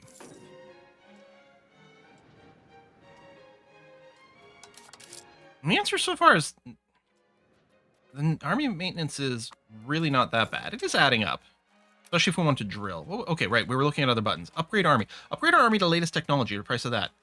Oh, would upgrade the footmen to handgunners. Okay, so the footmen are just handgunners. Okay. That explains a few things. Now, the footmen still have the advantage that they do take slightly less frontline damage. But the handgunners do obliterate morale. And a little slower in combat. They do take a little bit more food. And they're expensive. Well, they're sort of just double the size. They're double the cost, double the personnel. It's just double the size of the unit, which isn't a bad thing. All right. Kind of fine with this. I suppose we could throw in a few horsey men or something like that. Maybe even some armored horsey men New subscriber. to cover more of the flanks and do something. Oh, manpower going down, but that's because we're doing a reinforce. Because that was a unit of 100, and then they had to go to 200, so they had to reinforce. Okay. Lots of money. Now, how are we on the RGO situation? I think we are... Yeah, all of our RGOs are capped completely. So if we're going to spend money on buildings, they would be over here. Now, actually, I like the idea of building more gunsmiths because clearly we're consuming guns and the profitability is huge. Boom, boom. Boom, boom. Yeah, all right. Let's build a couple more gunsmiths. Or I think Strasbourg... now probably not in this era, but I think at some point they did have big, even though like this is obviously not a mining town, not here, but I think as a trade nation and where they were, I think they smelted cannons. I think they forged cannons. They cast them. I think they had big foundries for stuff. I might be wrong. I might be getting confused between places I visited, but I feel like when we visited Ascension and I visited the City Museum of Strasbourg, I think that was part of their thing. They didn't forge cannons, they made real ones. Basing your economy on guns is Quill American. Oh boy. Prosperous year. Ooh, okay. Oh, well, such prosperous year that several advisors suggested that we celebrate by arranging festivities. Spend money, gain prestige, a lot of satisfaction. That's a lot of money. You know what? I don't need the prestige. We're too busy buying guns. Standardized coins. There we go. Minting threshold. So... Oh, like, it really is just one extra notch. For an extra 0.05 coins per month. But it's something. It is something. And it's on the way to other things that we're looking for. Pops with needs. We don't have enough books in the Strasbourg market. We haven't really had this pop up a lot, especially since we controlled the trade thing, because we get like very significantly like first dibs on a lot of this trade. That's not very profitable necessarily. We could build a scriptorium. Well, actually, we could build one in Strasbourg, and it would pay for itself in like 9 years. But I don't like the shortages. I'm gonna write a book about Strasbourg. These are still pretty basic buildings. Like we could wait for some higher end stuff. You know what? I'm gonna go ahead and get one of these. And then I can't remember. I don't think we're actually maxed out on our markets.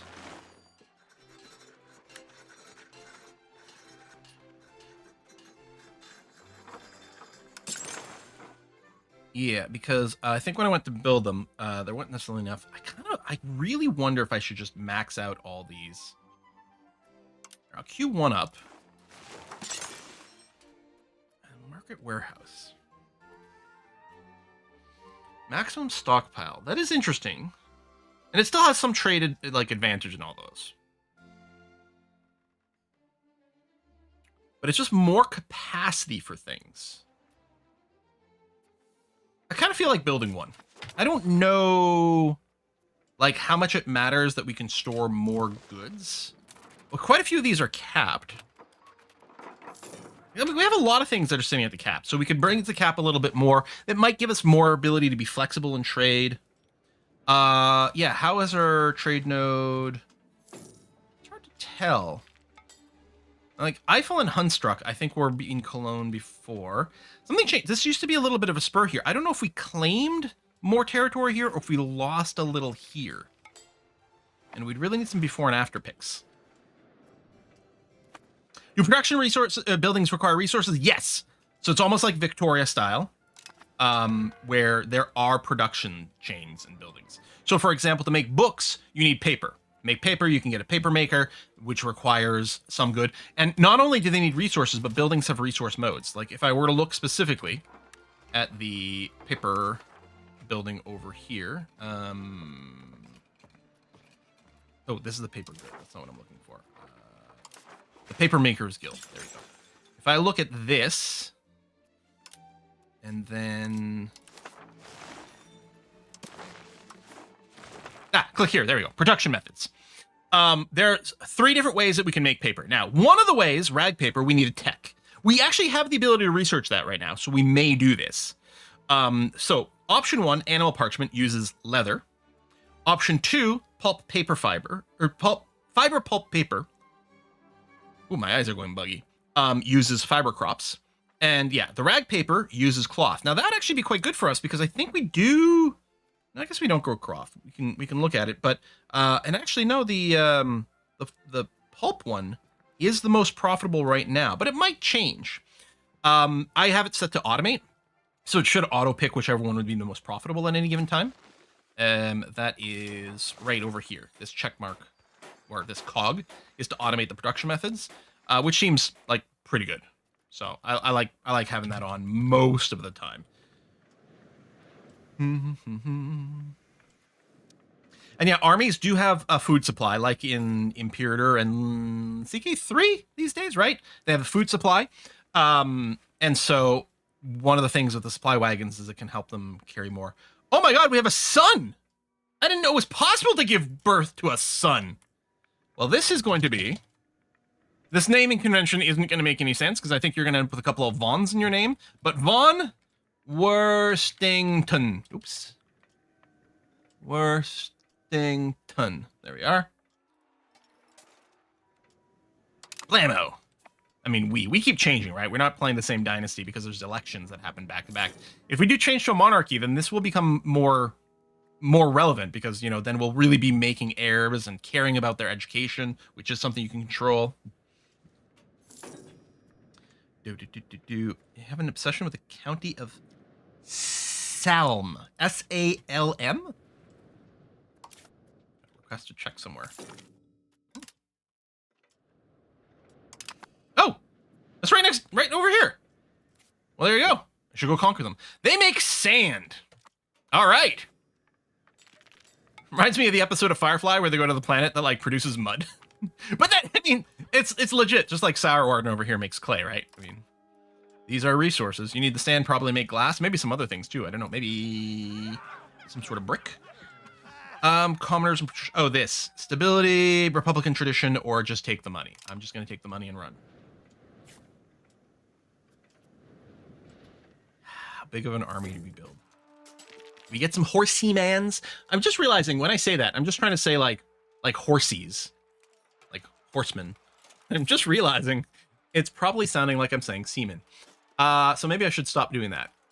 We get some archers, we get some cannons. I do think I want a couple of calves. Like, you know, the bit between the knee and the foot. No, cavalries. Make available for hire. Right, yeah, I could put my mercenaries for hire. If they're not doing anything. Also, I think I did mean to drill them. Can't tell if that's on or not. New Confessions of Faith. Ooh, okay. So we could have some of our people become possibly Cathar or Waldesian. I think I'm going to go option B, because again, we can make some saints. That sounds like fun. 2 handgunners, 2 horses, 2 cannoneers. Is this active? I can't tell if they're drilling. Is it getting canceled? Is it on right now? Is that lit? Okay. This is lit. They're currently drilling. Oh yeah, they're shooting some bullets and stuff like that. That is... For me, in my eyes, I'm going to need a little bit more clarity on that button. And... Unpin. What is it pin to? I unpin you. Or pin you.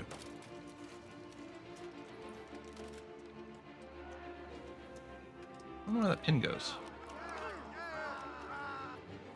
Because it's not the star showing whether it's active or not. Oh, wait. Clash between Hagenau and Beta. Oh, this bullshit again. You know what? You guys just deal amongst yourselves. So the armored horsemen... Okay. It's basically the same. They're slightly more expensive. Regular horsemen have high initiative. They join combat much faster. They do take a lot of damage, and they don't do as much damage. I think I like the idea of that. And yeah, we're going to queue up some cannons as well. There we go. All right. Let's go. Right-click the unit for the pin. Oh, maybe. If I right-click the tag. Yeah, there it is. And I can see the little dot in it. There we are. Okay. Yeah, add in a sidebar to the right. I mean, the army is on the right. And I guess I could right-click this as well for the drill army. That's actually fairly convenient. Markets, trade range, good. Ooh, what is this? Possible. Oh, we can make another saint. Yes, yes. Okay. Okay, yeah. This guy here had way better stats. He was the one that went crazy a couple times, but I mean, who hasn't gone insane from time to time? Okay. Lovely.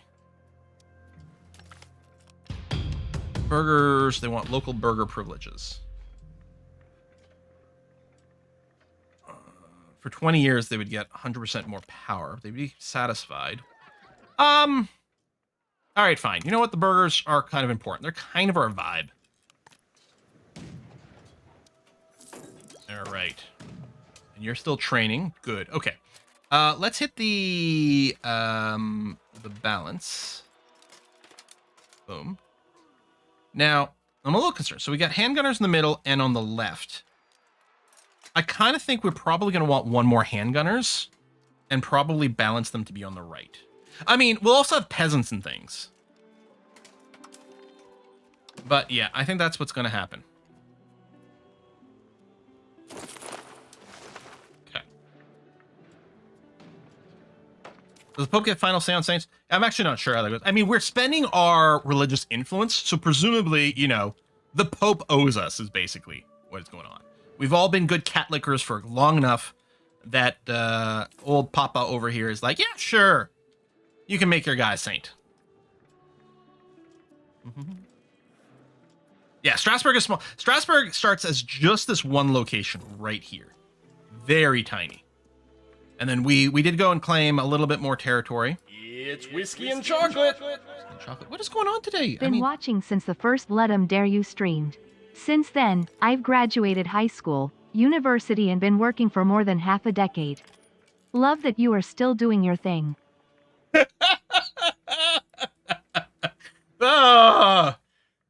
Thank you for making me feel very old. I do love it. I mean, we tend to think of so many people on the internet and stuff like that, you know. I hate calling myself an influencer, although technically that's kind of where it falls under. But, you know, a lot of them are short-lived, right? There's a few exceptions and things like that. But we have been doing this for a long time. And we don't play, like, the viewership right now in this stream is very good. New shiny game that actually isn't quite out yet, so that makes a lot of sense, right? But we don't play a lot of the latest, flashiest, big-numbered games. We play these niche games that no one understands. Right? The Paradox stuff, Dwarf Fortress, all these things. And the only reason it works is because you guys keep showing up and occasionally donate some whiskey and chocolate, which is appreciated on multiple different levels. Thank you very much. But also it is crazy that like what the time represents and how people's lives have like moved over time. Well, I feel like, well, I'm just doing the same thing, you know, just playing some video games. You know what? We could slide towards defensive to improve our fort limit issue. I think I will do that. There you go. So now slightly reduced our fort maintenance. I was tempted to slide towards quality for our troops, but okay, we might have one of the biggest standing armies in Europe right now, which is kind of insane to think about. But you know what? I blame Austria. Noble legacy of Strasbourg. War, perhaps. Oh, claims on Lower Alsace.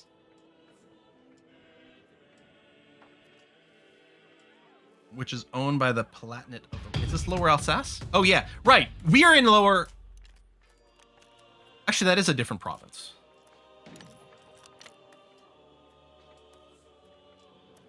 Wait, I'm confused. What? The province of Lower Alsace. Oh. Oh, did it rename it? Hold on. So I was going to say, I thought the province I was in was Lower Alsace. But if I click on Strasbourg, it says it's the province of Strasbourg. This must be, province definition. So this is the province of Lower Alsace, but I think it's contextually giving us the name Strasbourg. Yeah, dynamic naming. Okay. What does the situation against the Palatinate look like? Yeah, very weak. I mean, we don't have a lot of people who'd be willing to play in an offensive war. Yeah, we've got high quality troops now, but the raw number situation is scary. Now, this is very interesting. If we compare ourselves now to Offenburg, the land strength is very similar. Now, obviously, they'd be able to bring in lots of peasant levies, but we'd also be able to start much faster and much more concentrated, right? This is a lot of different people jumping in, including Spira, who is in our defensive alliance. And probably wouldn't be after this.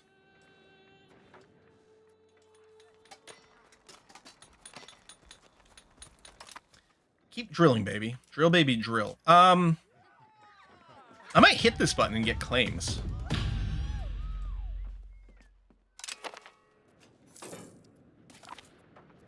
What's CB? Oh, Finn McCool is rowdy. Military education. Yeah, well, that makes sense. A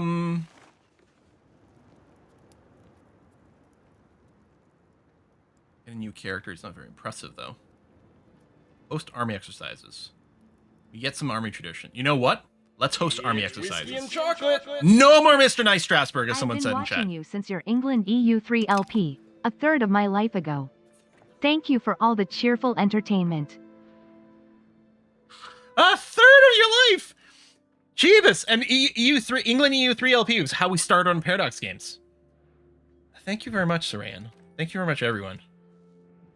Part of his life, oof. Yeah, I mean, to be fair, at this point, I've been doing this, well, for like, well, at least a quarter of my life. Hell, I've almost been full-time doing this for a quarter of my life, which is insane. Because that was such a risk. I had a day job I liked so much, working for a nice sort of like medium-sized company.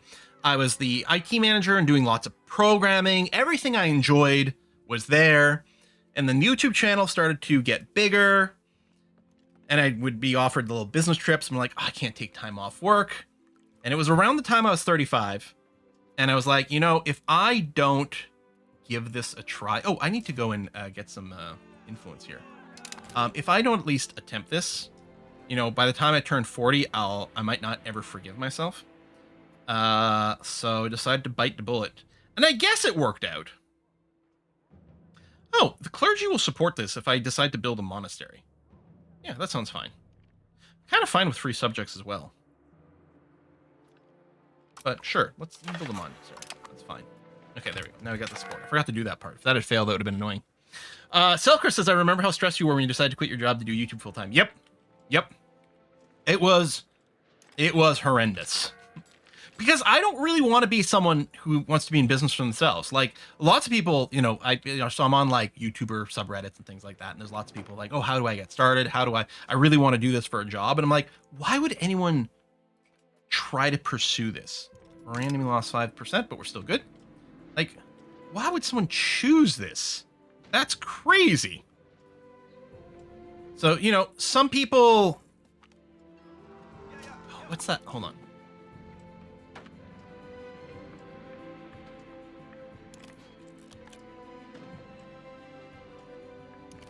That's not exactly... I guess I was trying to go... Some people are born wanting to be, like, an influencer, and other people have that thrust upon them to butcher a Shakespeare quote. Ooh, okay. Our support is still fine currently, although hopefully that doesn't change. I'm going to accept the army tradition side of things over here.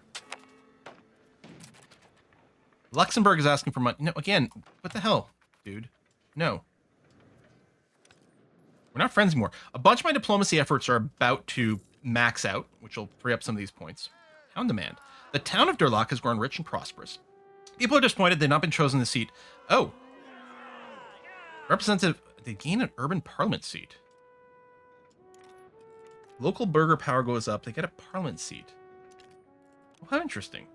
Urban parliament seat is a seat of political power of the local burghers inhabiting the city. Present such buildings increases the influence of the guilds and merchants significantly. We gain a bunch of support, but again, we're fine now. But ooh, okay, we wouldn't lose support. They'd lose some satisfaction. I'm gonna go with this. This is about to finish. 30 days.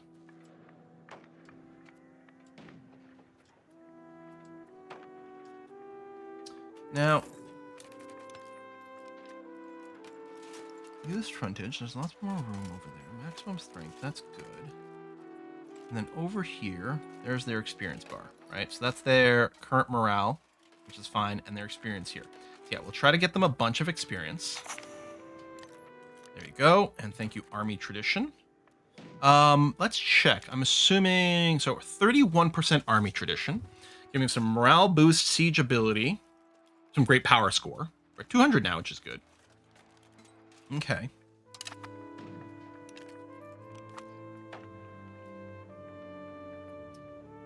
Yeah, everyone's getting older. I mean, getting older sucks, but it's better than the alternative.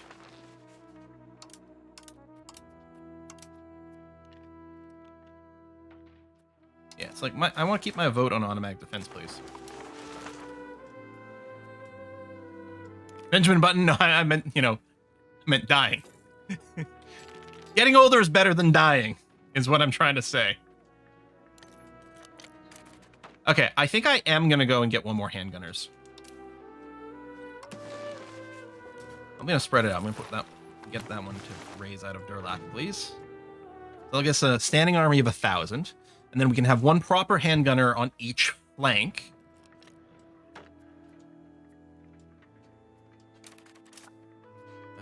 Rebalance. So yeah. Actually, I put 2 handgunners in the middle. All right. Oh, no, I forgot I did have that. It's interesting. None of them are going on the right. That's where the cab is. All right, sure, whatever. Anyway, we'll get plenty of peasants to fill that in later. Cannon maker in Strasbourg is not profitable right now. Maybe we need more cannons or go to war. We'll keep grinding out the XP. So our CB expires in 1401. All right. Oh, that was against the Rhine. Yeah, if I wanted to declare war, it was probably going to be against the Offenburg. He's slightly stronger than them. We can win this war. I just want to go now. You know what's a good way to get army experience? Going and shooting people. I may want to rebank some manpower.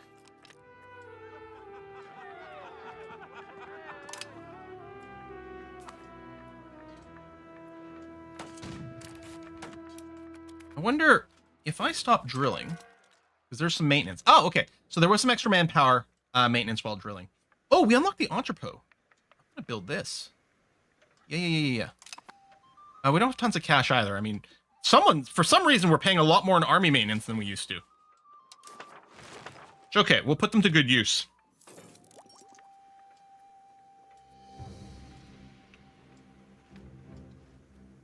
Let's get to like 200 manpower banked. I don't know. Maybe I should wait to 50%.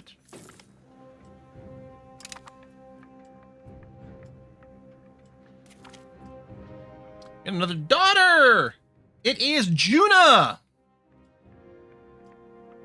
And there we go, and the game paused this time. Hooray, because I changed the message settings.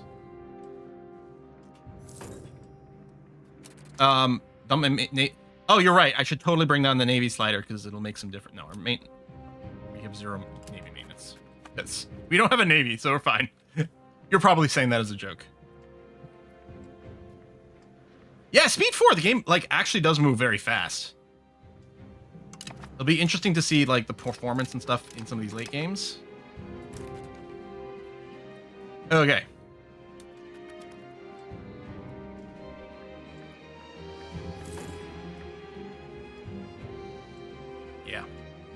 Yeah. I'm itching for it. All right, we're about to hit. Let's call this close enough to 200 manpower in the bank. All right, save. Safety save in case we do something really dumb. Oh, hold on. You know what I should do? Is I should actually get a CB. Let's delay this a little bit more. You go back to drilling. Slowly accumulating that. We'll bank up some money too before the war starts because we will be raising some peasant levies. But yeah, let's go back to drilling. Let's build a spy network. And then we're going to use...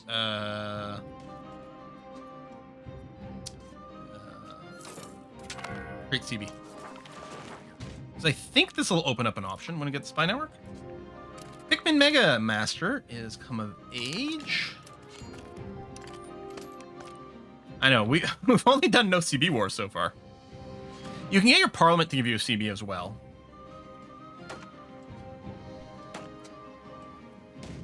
This does work, right? Let the CB.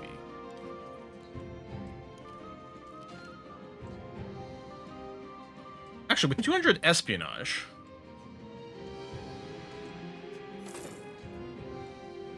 Oh, I don't think this excommunicates ruler. This just, I think, creates a CB against an excommunicated one, perhaps? We'll find out. Maybe, do you need a tech to be able to fabricate a CB? Does it have to be through Parliament? Maybe it has to be through Parliament. But I haven't done a lot of warfare in the game. Mostly it's been stuff you had CBs with, or just no CB wars. If I have to no CB these guys, that's fine.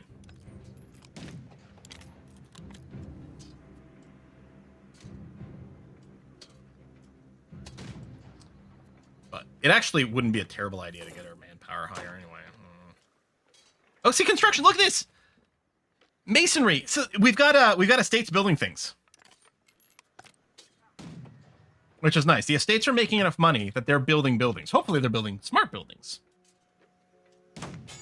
Yeah, map colors too similar is the perfectly valid CB. Now in this case, well, they're actually similar-ish. Can't really see the map colors here, but yeah, we're both sort of like brownish, taupish kind of something.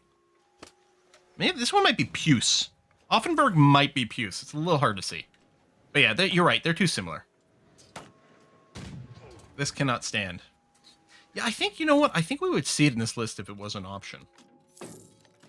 So, you know what? I think we're going to know CBS after all. You turn off the drilling again for a second. But you're all fine and organized. Let's try this again and see what happens. Declare war. Oh. Hack isn't joining in. They're not even in the list.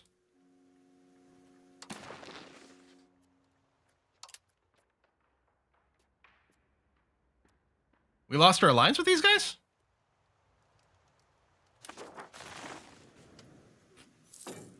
We don't need anyone else. Fine.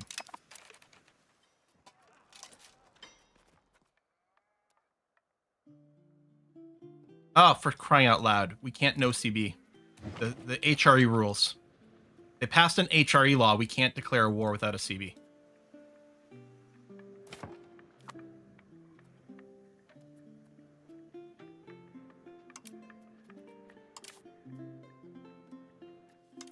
Oh! Oh.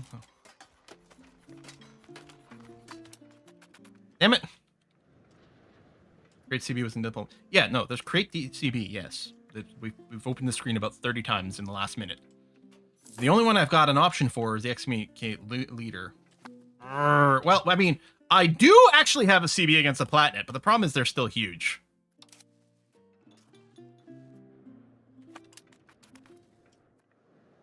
Damn it.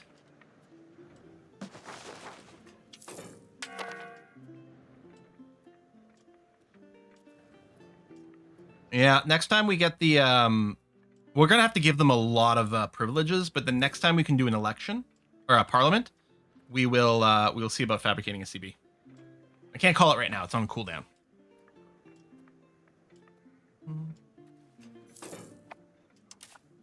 I think you do gain XP anyway. Oh no, you're decaying. Ah, you're losing XP. You do this. Now you should be going up again. Yeah, good. All right. Well, we'll have a very trained army. Lose Republican tradition or off with his head. Seems a little extreme.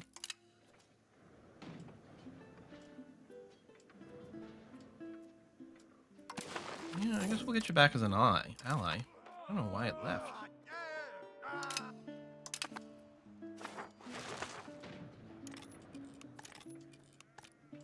Could be building more buildings. I'm still thinking about building the military nest egg. Hell, at this point, I could even consider dropping my army maintenance, although I don't think that's very conducive to building a well-trained army right now. We're about 2/3 of the way through the Age of Renaissance as well.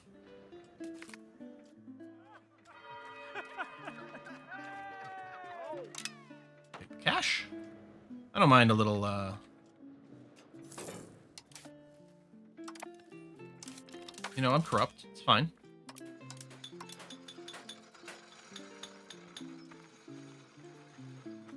Not really any super profitable buildings waiting for us, so I think it's fine to just sit on the cash for a little bit. Oh, unless I could build more markets, in which case I should probably do that. Marketplaces. Yeah. Just max out. Trade's good. Let's be as strong with trade as possible. That's where the vast majority of our money comes from, I'm pretty sure. Yeah, trade income. Vast majority of our income comes from that. Which is one of the reasons, like, giving up the market to Austria was, like, not an option for us. Oh, build more entrepôts as well. That's true.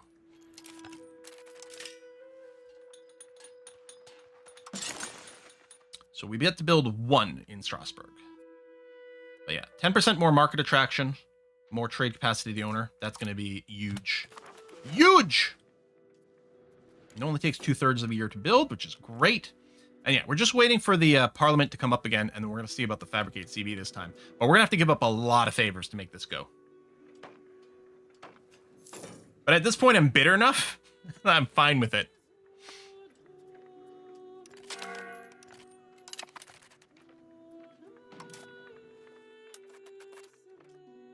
Oh, now we don't have a diplomat. Oh, yeah, that'll be the other thing we need.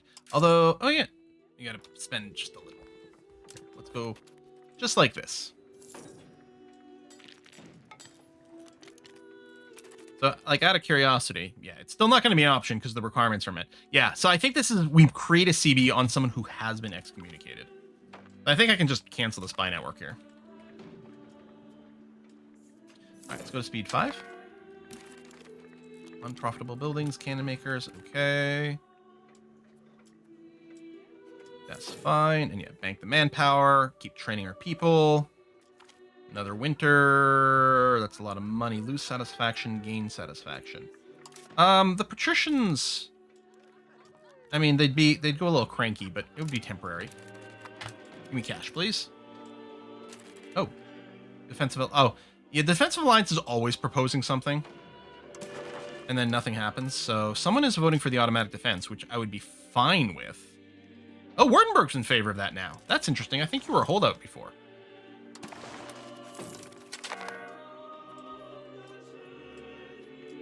Wessler was a German merchant banking family from Nuremberg. Da da da da da. My Wurslers are open for business. It's just Bank of Welser. It's a Wursler. Welser. The Bank of Welser?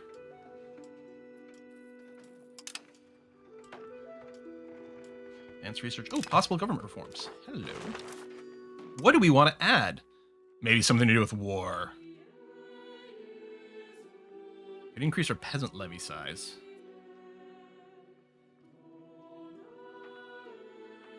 Garrison system.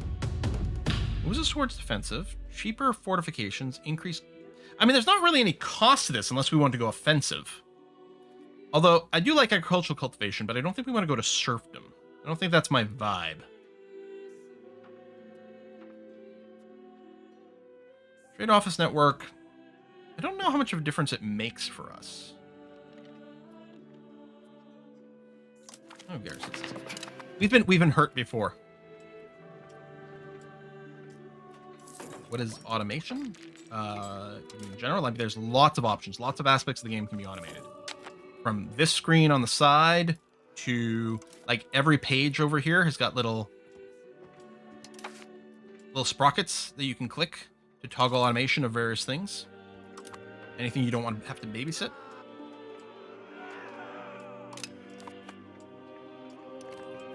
All right, come on, election time. Max diplomats, that's fine. Juna is gallant. Oh my, Juna. Helps with needs. We need books. I don't know if I'm going to build more books though.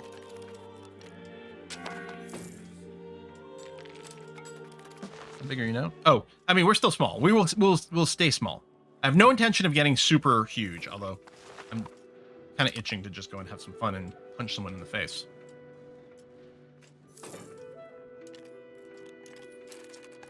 Is Palatinate in a war?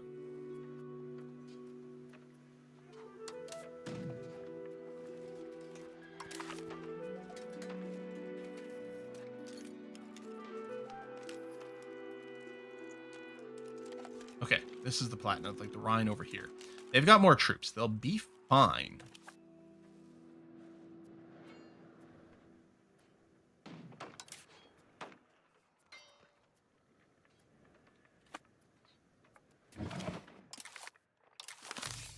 I don't mind a save scum. If it turns out that this is the end of our run.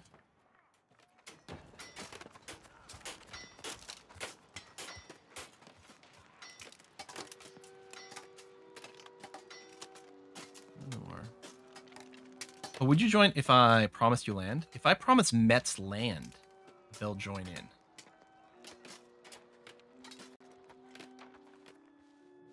I mean, is this binding? Yeah, our Navy's equally strong, so that's good.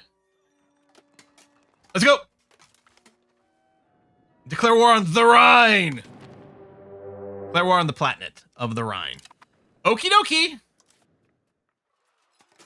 Raise all levies. We could have even recruited more regulars. I don't know how much manpower we need banked for the warfare aspect. Anyway, we don't have enough money for that. That's fine. I'm gonna like immediately move in over here. Oh, we have no vision. Ah, see, that is a new thing, right? We have no vision over here. There could be troops sitting in this province, and we have no idea.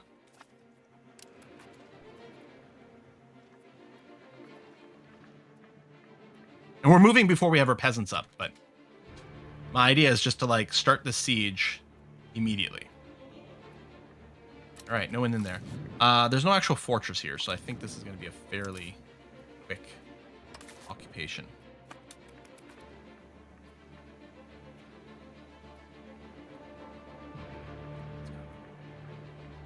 Peasants are about to get raised. And we're just going to group everything up. Oh, no, don't walk that way. Dummies. There we go. Like, well, we're just doing what I said. Yeah, but do what I want, not what I say. Come on.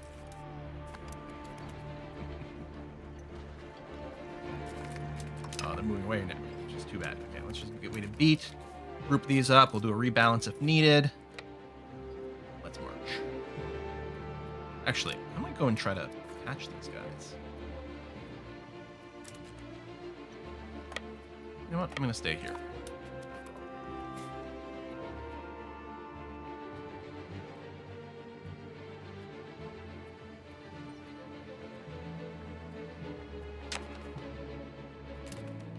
Call ally.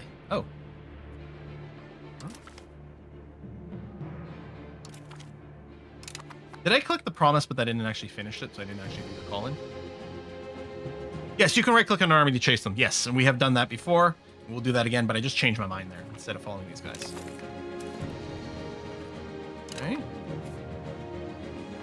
So this isn't actually part of the stuff I'm at war. We do, not here. Here.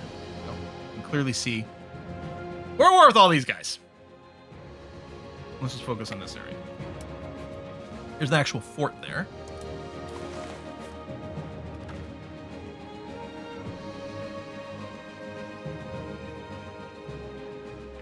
Minus 42. Now, hopefully we've got a lot of modifiers. We do have some guns. We don't have a ton of guns. Oh, they're moving into attack. Now, they will have the train benefit.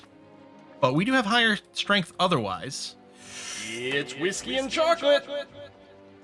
We have a stronger army, higher morale, better quality, and a better commander. Out like now. How lovely to see Quill playing a new grand strat game. That just feels right and soothing in these times. Like, at least something is as it's supposed to be. Smiley face. It's true. It's true. Everything is as it should be. Thank you very much, Dank Meme Cat Foundation, which is an excellent username there. All right, so we're predicted to... Oh, yeah. Oh, my God.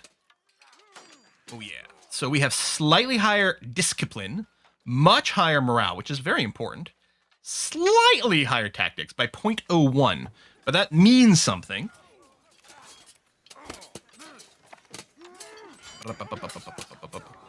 When I click, oh, it slows down when you select it. Oh, that's funny. Oh, okay, those are some heckin' reinforcements. All of a sudden, that's less good.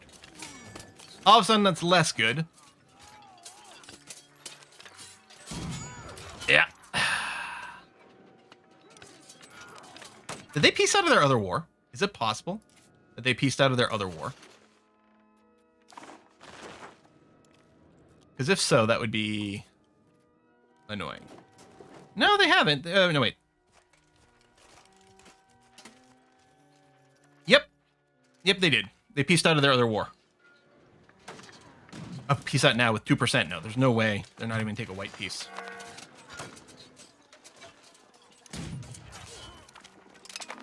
Let's time travel. It's just time travel. It's fine.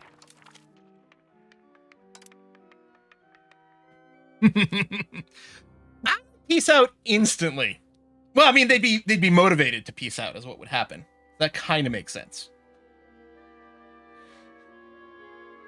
That's unfortunate. I think that was a really good opportunity for us. And it was a really good opportunity for us. If they hadn't instantly pieced out their other war. Because they were so nicely distracted. All right, so we go back to plan and just wait for the Parliament to give us a CB on Offenburg.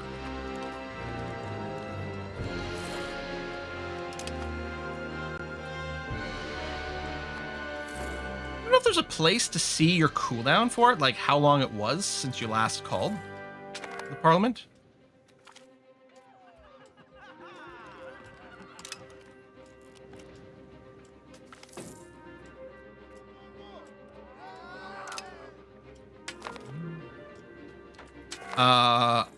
The problem is the mercs are $500 right now. No countries are, like, it's just the basic mercs, I think. No country, I think, is offering their troops up as mercenaries, so...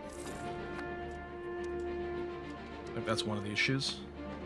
I want Offenburg to be a town. I mean, it's going to be a town. Oh, there it is. Strasbourg. So, we pick anything we want over here, I think. You know what? I'm going to go with market expansions, market regulations. And then from there, yeah, fabricate CB. So we need to get some favor. We're going to need a lot. I'm going to have to grant elite council to the patricians. Then I'm going to say, could you fabricate a CB, please? Dubious claim on a province. That's all right. Let's get a dubious claim on Offenburg.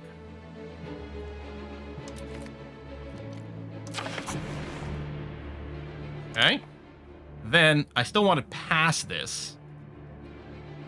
Control over coinage of the burghers. Yeah, we're gonna say yes. We had actually debated doing that willingly. I mean, I guess I could let this fail. We lose some stability. You know what? Maybe I should just do that. Because I'd actually have to give so much. And I kind of wish it hadn't. But again, this does give us the ability to increase our minting by another notch. So maybe it's fine. Okay. So now, Parliament approved claims on a province.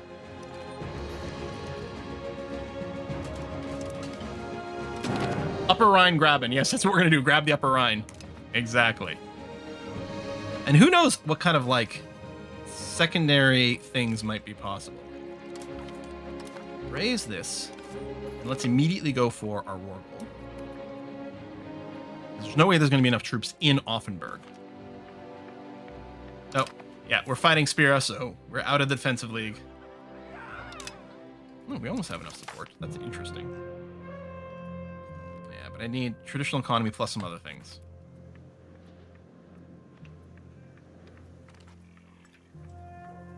It's like Austria declare war on me right now or something like that.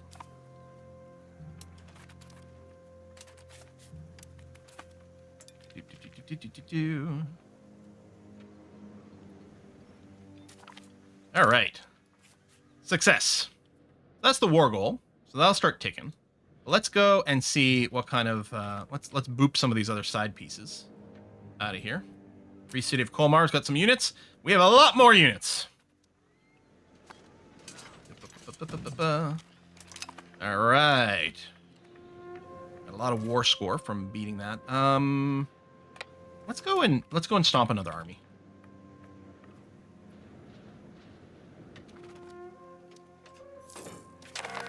Love that we can right click to follow. That's great. I don't need you. Possible cabinet actions. Oh, right, because I got a third cabinet spot. Excellent. I'm going to change societal values towards land. Trade routes over land makes a lot of sense to me. That's what we want. We don't do sea stuff. It's kind of a no-brainer to go in that direction. More war score. Excellent. Now, let's come over here. It's not going to be connected.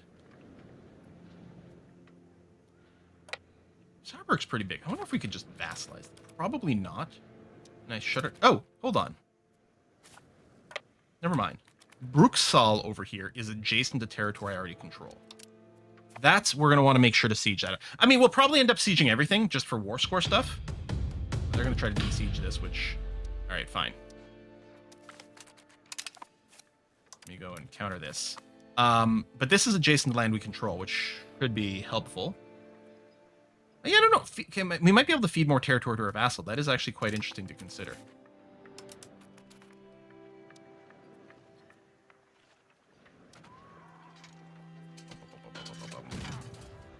Kill some dudes. Kill dudes faster. We'll break up into two armies. I think right now with the stack stomping is pretty good. Thank you. That's a lot of war score. Yeah, you guys are still there. Oh, and you're going after the Tsar Warden army. You know what? I don't appreciate that. Can I stop moving?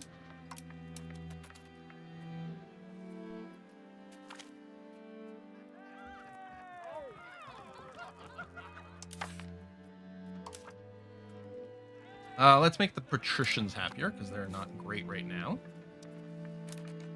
And yeah, we'll lose some stability when this fails. Oh, okay, if we focus on traditional economy, it would be... No, I don't want to do that. Alright, by going and harassing my vassal, congratulations, you're going to get yourself sieged first. You got no fortress, so it'll go fast. And we really could split up. I could also make use of the order system. Probably will soon.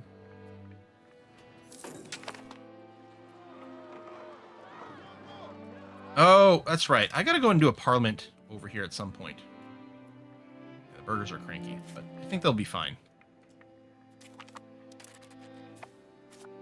Okay.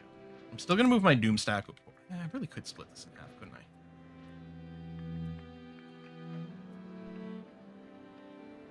That also sounds like the sort of thing that's like a disaster waiting to happen. All right. You go there. You go here. Tempting fate. Okay, do that. Siege that.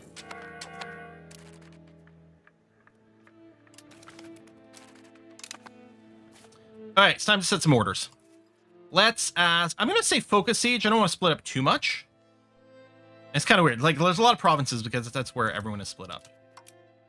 But do this. Oh, I meant to select both armies for this, please, actually. Um, focus siege. Did they change this? Yeah, there we go. 2 armies selected. There we go. So both my armies have been told to focus siege everything. So they're not going to split up infinitely small. They're going to stay basically in the stacks they've got, as opposed to carpet siege, where everyone breaks up into tiny little things.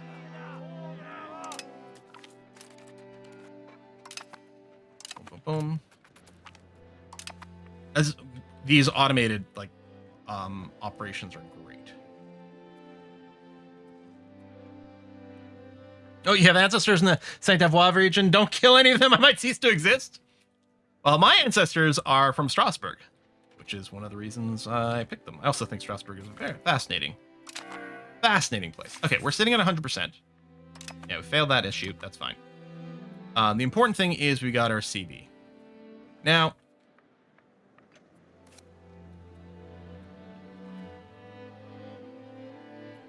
okay, I haven't played around with all the separate pieces yet. So let's do a safety save. So, separate Sioux for peace. This is with Metz?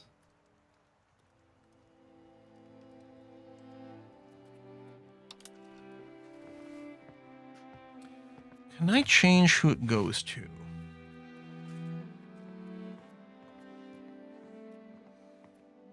I say I want this. I change the occupation. So in EU4, what you would do is you would set this to be occupied by your vassal, and then you would grant them that land. I also kind of have to peace, so I'm finding it hard to focus right now. Oh, just grant them after peace out. That might be the easiest way to do it. Now, okay, let me go P so I can focus on the different options over here, because we could just do the central thing. What would the AI suggest for a peace treaty? It's like take Offenburg, and then Metz becomes a vassal. Actually, that is quite interesting. Okay, I'll be right back. That is very enticing.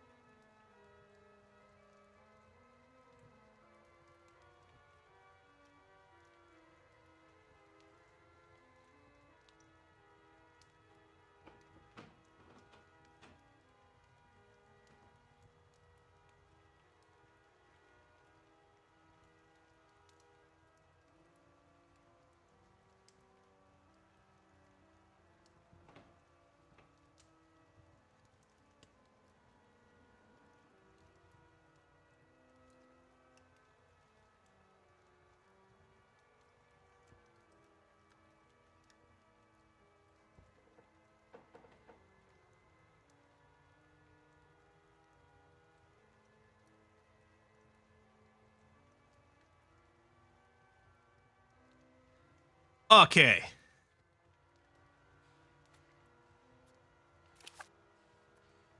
So, they would accept. Yeah, let's say we reset this.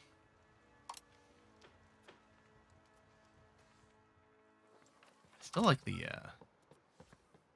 Metz becomes a vassal. I mean, they're big, but unless someone supports their independence, I think we're still going to be stronger. Let's say, so I want to take, click, add to peace treaty. Huh? Is it, are we hitting a...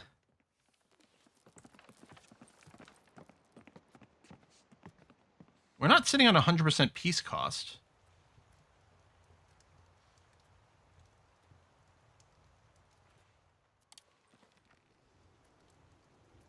Sorry, why can't I click on...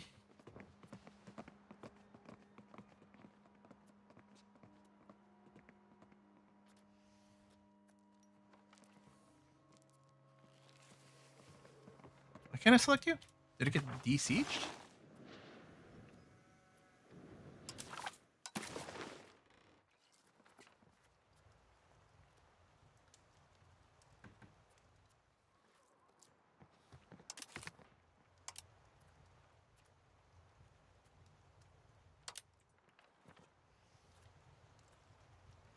You're not owned by Metz. No, you're your own thing. You're not a vassal of Metz or something weird like that, are you? Let's see.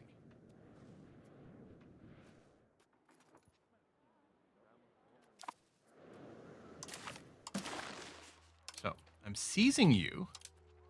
Metz becomes a vassal. Okay, that's fine. That's interesting. If I flag that, then some things get kind of grayed out. Okay. Oh, that's too much. This is acceptable. How much aggressive expansion is this? I don't know. So I think the 50 is the break point, like in EU4, for like, okay, people might go and coalition you. And the fact that it's highlighted in red over here seems to be like that's probably the case. Right now, the only two people who would get enough to maybe coalition me would be Metz, which they're vassal, so I don't think they can, and Spira. Just one person wouldn't be enough. And it's barely at 50, so I think we'd probably be fine with this.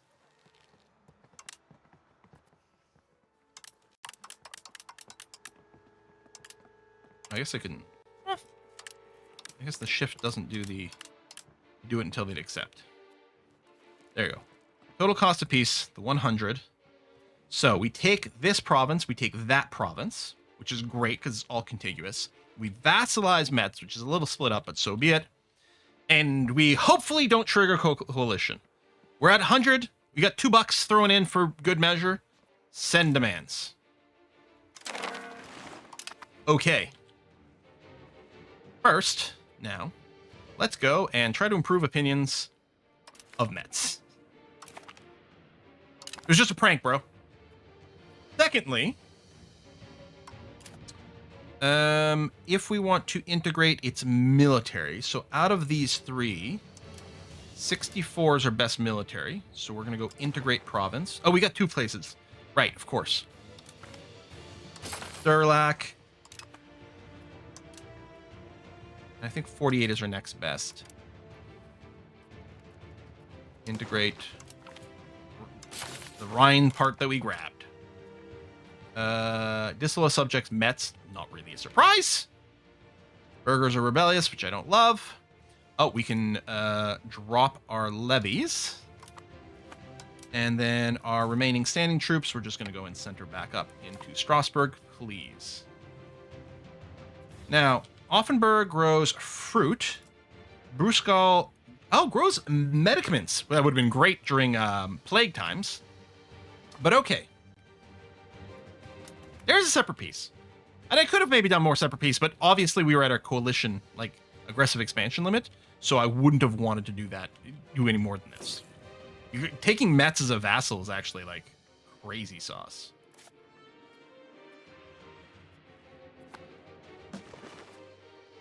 That is actually crazy. So, we're still lacking, like, a contiguous connection over here, which is annoying because I would actually love to start considering diplo annexing. Crisis, passive and political crisis. Efficiency of our cabinet goes down. Or, well, let's just lose some prestige. That's going to be fine. How is our cultural makeup now? Okay. Oh, we're getting a kind of a more balanced thing between the Alemannic and the Franconians. And religious, it looks like 100% Catholic. I guess the religion breakdown would give us that. Okay. Good. And then we'll just merge these guys together. I could get them to train or something. But I think we'll just let it sit. We're obviously not going to a war anytime soon, so these guys can take it a little bit more chill. Yeah, do we give this? Oh, sorry. No, this Saint-Avold is part of Metz, so I'm not giving it to Sauerarden. I don't think I can, in fact. So if I was owning it directly, then I could, but yeah, it's part of Metz. And then I'm curious, trade situation here. Oh, I think we've gone deeper. Yeah, I think our trade range has expanded. I think we're taking over more and more territory as part of our trade network, which is awesome. What might we want to build? Well, first of all, let me just check the market buildings. I'm less keen about the market village. Marketplaces. Okay, yeah, there was the X there. We could build the warehouse, but I'm not going to. I don't know if the market villages are needed, although they do make money apparently. Not much, but if we built one in Baden, it would make maybe a tiny bit of cash.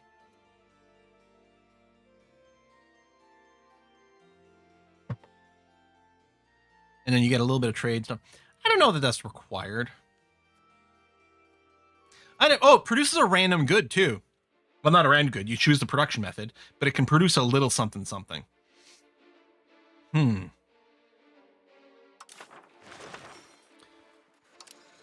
think we'll just look for what's profitable to build. Nothing too exciting. We could build a die maker for some cash. Tailor's Guild. And we can probably do this. Cost 31, so it'll pay for itself in under 10 years, which isn't the worst. I'll queue one up. Remember to check diplomacy costs after the war. I'm not sure what you mean. Like our diplomacy spending. Right, it is fairly high because I think we are having to maintain a decent amount of stuff. I'm going to bring this down and just make sure. If I bring it all the way down. Oh, yeah, we're fine there. We're capped on this. Yeah, that seems okay. Husitism. Okay. Minting's fine. Those taxes are operating. Trade income's gone up even more. Okay.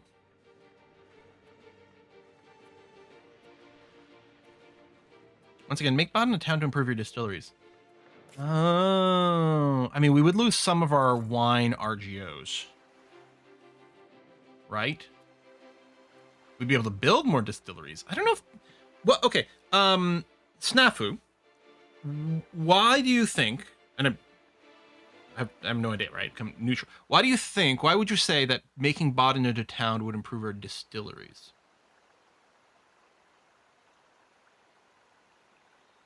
I mean, less wine?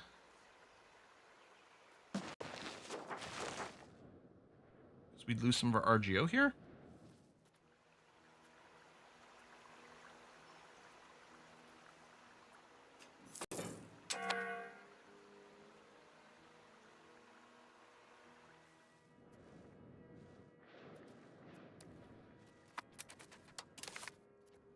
One of us is confused about something, and I'm just not sure which.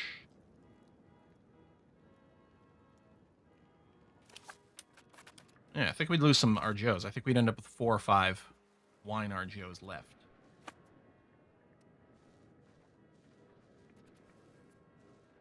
All right, integration.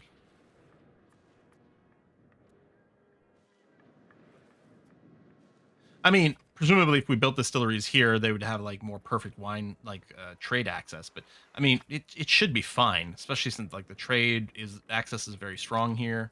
I don't know, seems okay to me. I don't know. Several rebel movements, but not too bad. And stability is high. Yeah, our burgers are pretty cranky, but it's limited time. I could always just throw a bribe at them. And again, they would turn around and they'd build some buildings, which is what's happening. Where they're building tanneries and potters guilds. And the burger insurgents aren't very high up right now. It'll probably fix itself. Build roads to your vassals. That's interesting. That's actually a question I don't know how that matters. Obviously, it has no impact. Like if I built a road to Nancy. Oh, that's Lorraine's capital. Sorry.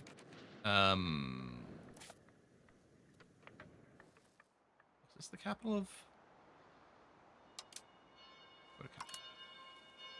Oh, this is the capital. Right? So if I built a road from Strasbourg to Saint-Avold, I don't know what it would do.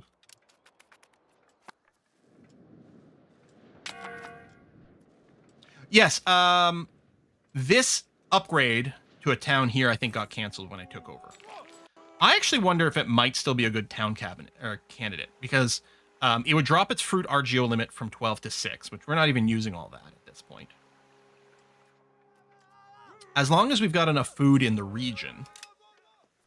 Like, we haven't developed yet a sort of rule of thumb, an AI, a heuristic that we internally use to determine when something should be towned. And I'm wondering if our first thing might be, well, if you've got enough food in the region, and we do, then maybe you should upgrade from a rural to a town to be able to build more rural type or town type buildings. I think I like this. Clearly, this place would have great trade access. It should have good proximity. Oh, this might be a good place for a road, actually. Are you grayed out? It's weird. It's working. Gravel road. This was looking like it wasn't. Oh, I guess we probably want one to Bruchkal over here as well, which means building some more roads in someone else's territory, but so be it. Commoners, how you guys feeling? You'd be fine. You know what? A minus 10? Yeah, you can eat a minus 10 and be fine. Okay. Yeah, I don't know. I think... Ooh, universities. Ooh, that'd be... I think I'll town first. Expect the university will be pricey. I built a Rhine in Strasbourg, or a road, not Rhine. I built a bridge in Strasbourg. We can build some more as well. First, I think it's a fine idea for us to have a bridge everywhere that can have a bridge. Oh, this bridge would actually mean Metz, which I could build it, but maybe I won't do that. We'll build one here, which will also help with the connectivity. I think I will upgrade you to a town. Oh, slight shortage of masonry. We have extra lumber this time. I think this is fine. I built the Rhine. Strong strats. Okay, and we need to queue up some more research. So we could look at what's immediately available, which might not be too bad.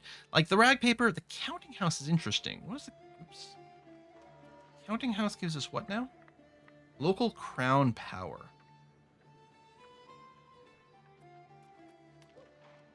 And the correct section chance could be good. That's for reinforcements. Unlock crossbows.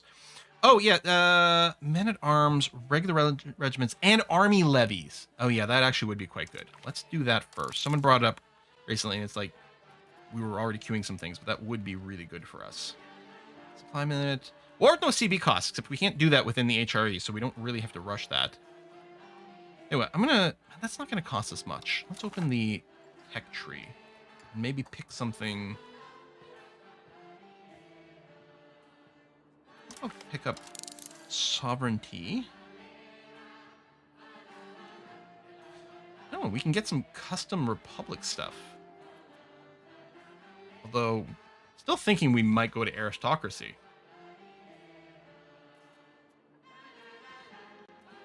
Could unlock the Marsh subject. That's actually really interesting. Oh, we should get some cultural capacity, actually.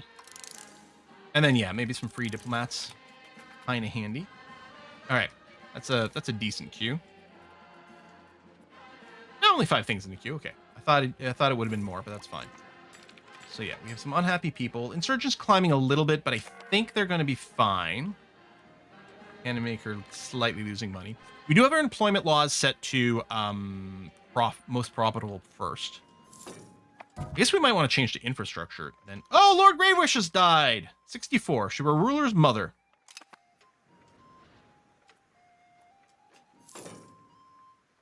Yeah, being over culture capacity isn't the end of the world, although I don't think I think we would like to solve that. Oh, what is that you're building? Expanded hunting. Ooh. All right. Yeah, you're being bridged first, and then you'll be towned. Oh, let's take a look at the price of the universities.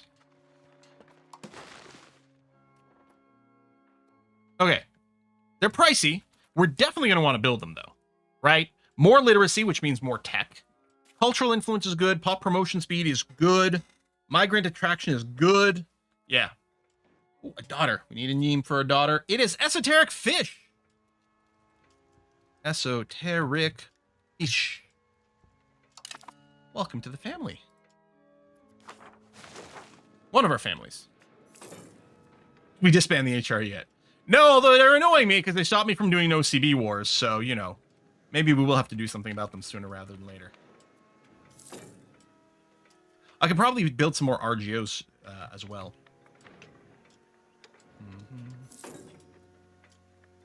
Was it 330? So I think I've got enough money. I think I can get one going in Strasbourg now. Yeah. We were just shy a second ago, but... Go. And yeah, we'll build one in Durlac as well. Okay, so the bridge in Offenburg is done. There we go. Its proximity improved substantially. Its control is still low, but its maximum control is a little bit better. And then, yeah, we're going to town you as well. Strasbourg Market. Ooh, we're missing books, so we can't build probably the university. I'm going to build another scriptorium. You know what? I'm going to build 2. Profitability isn't huge, but we have been dabbling with a book shortage. You know, if you want to help with the book shortage, you can purchase my novel, Crimson Fall. Available at crimson-fall.com. We gained bad reputation. Oh, I love that song. -1 Diplo rep. All right. We're going to be wrapping up the stream in a few minutes. My plan is to stream this again tomorrow. We may start at noon and do a 4-hour stream again. If my voice is feeling a little rough, I may only start at 2, which would be our normal Monday time. But right now, my expectation, my hope, is to start at noon again and do another 4-hour stream tomorrow. We'll see how that works out. Oh, yes, you can build a road from other places. Yeah. Oh, I see what you're suggesting. So Kento's saying from Baden to the new province. That's true. We could choose. So I did go and schedule a road like from Strasbourg to Bruskel. So there's a road cutting through there. But I could go and do... It's funny. Even Baden wants to go around through here. Like, it refuses to build a direct road between these two for some reason. And I'm not sure why. Unless they already have one. But no. Yeah, it's weird, huh? Is there a YouTube series coming? No, I can't. I couldn't do this and a YouTube series. Okay, we got a core in Offenburg. And integration is done. I might go back to land focus. We can increase some control for a little bit, but I think I will change, pushing us towards land focus because we are not doing sea stuff at all. Yeah, maybe it's the mountains. I don't know. We have a couple hours to get an overview of how the embiggening is going. We're not trying to embiggen too much, although we certainly have, because we started with just this. And now we directly control Hagenau, Offenburg, Baden, Durlac, and Bruskel. All these have been pronounced incorrectly, I'm sure. We also have as a vassal Sarwaden over here, and Metz, which is actually fairly sizable. It's all that. I wonder, if I go to diplomacy map mode, there we go. That might be, yeah. So the green here is what we control directly. The teal, I'm going to say, these are our vassals. We really want to control this. The problem is, fairly early on, this here, the bishopric of Strasbourg, became a vassal of Austria, which is not an ideal situation. Really more from the other province first. Look, that's not great. Like from Durlac to Baden. Oh, that one they'll build in a sensible direction. I don't know. Let's try. I don't know if it's going to change the connectivity. We'll keep an eye on this. The 71. Yeah. Book shortage. I think that's for our university. The university. You see, the build time's gone negative because it's now late, happening much later than it's supposed to. There's no books to be had anywhere. But that's one of the reasons we'll just build our own.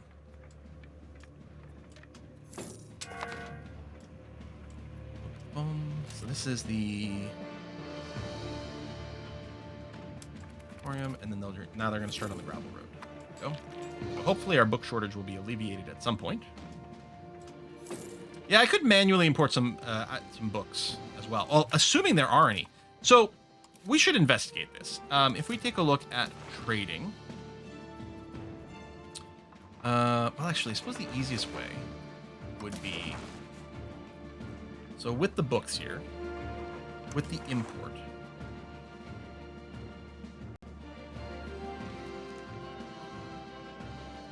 oh yeah, see, no one's got any books stockpiled. Like, in theory, Bordeaux technically has some. They have 1.2 books in Bordeaux that we could start in. But yeah, basically no one's got any. Printing press hasn't been invented yet. To be fair, it's a lot more work. It's a lot more work, especially some of the fonts. You get one of those books in Wingdings, man, and those monks trying to copy that, oh, they have such a hard time. So what I'm hoping, is this our scriptorms here? Yeah. You are producing. Well, I just want to keep building more scriptoriums.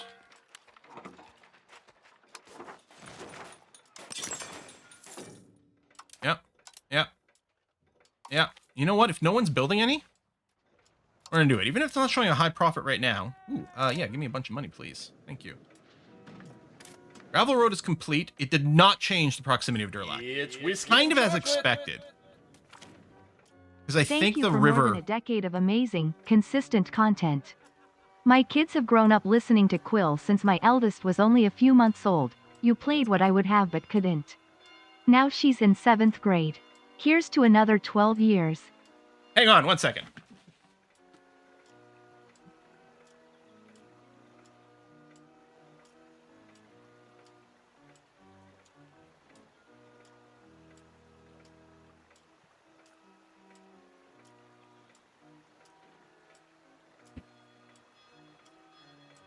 I mean, if people are going to give stuff to the Whiskey and Chocolate Fund, then it's only appropriate here at the end of the stream.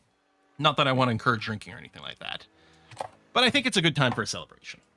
We had a kind of a fun celebration a couple of weeks ago with the release of my novel, and the only reason I was able to have sort of the permission to do something like this is because of you guys in the first place, right? Flexibility in my work schedule, all those sorts of things.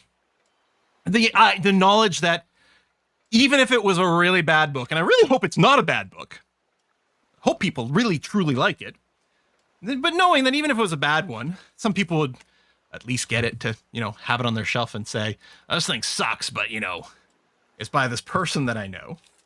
Man, I really like it, and I hope people do too. And then all this, and then all that, and you know what? I think that with the launch of something like U5, it's such an appropriate time to really be introspective about everything that we've done here. So I got some Auchentoshan 12-year-old. I really like Auchentoshan. It's very nice. It's delicate Scotch. I always recommend it for people who want to try Scotch, like not just whiskey in general, but Scotch specifically for the first time. It's nice because it's not very peaty. And I like the peaty ones. I like, you know, I'll like an Ardbeg, a Lefroy, any of those. Like a campfire in my mouth is nice. But Slancha, Santé, all those things. You like eating a pile of moss and charcoal? I sure do.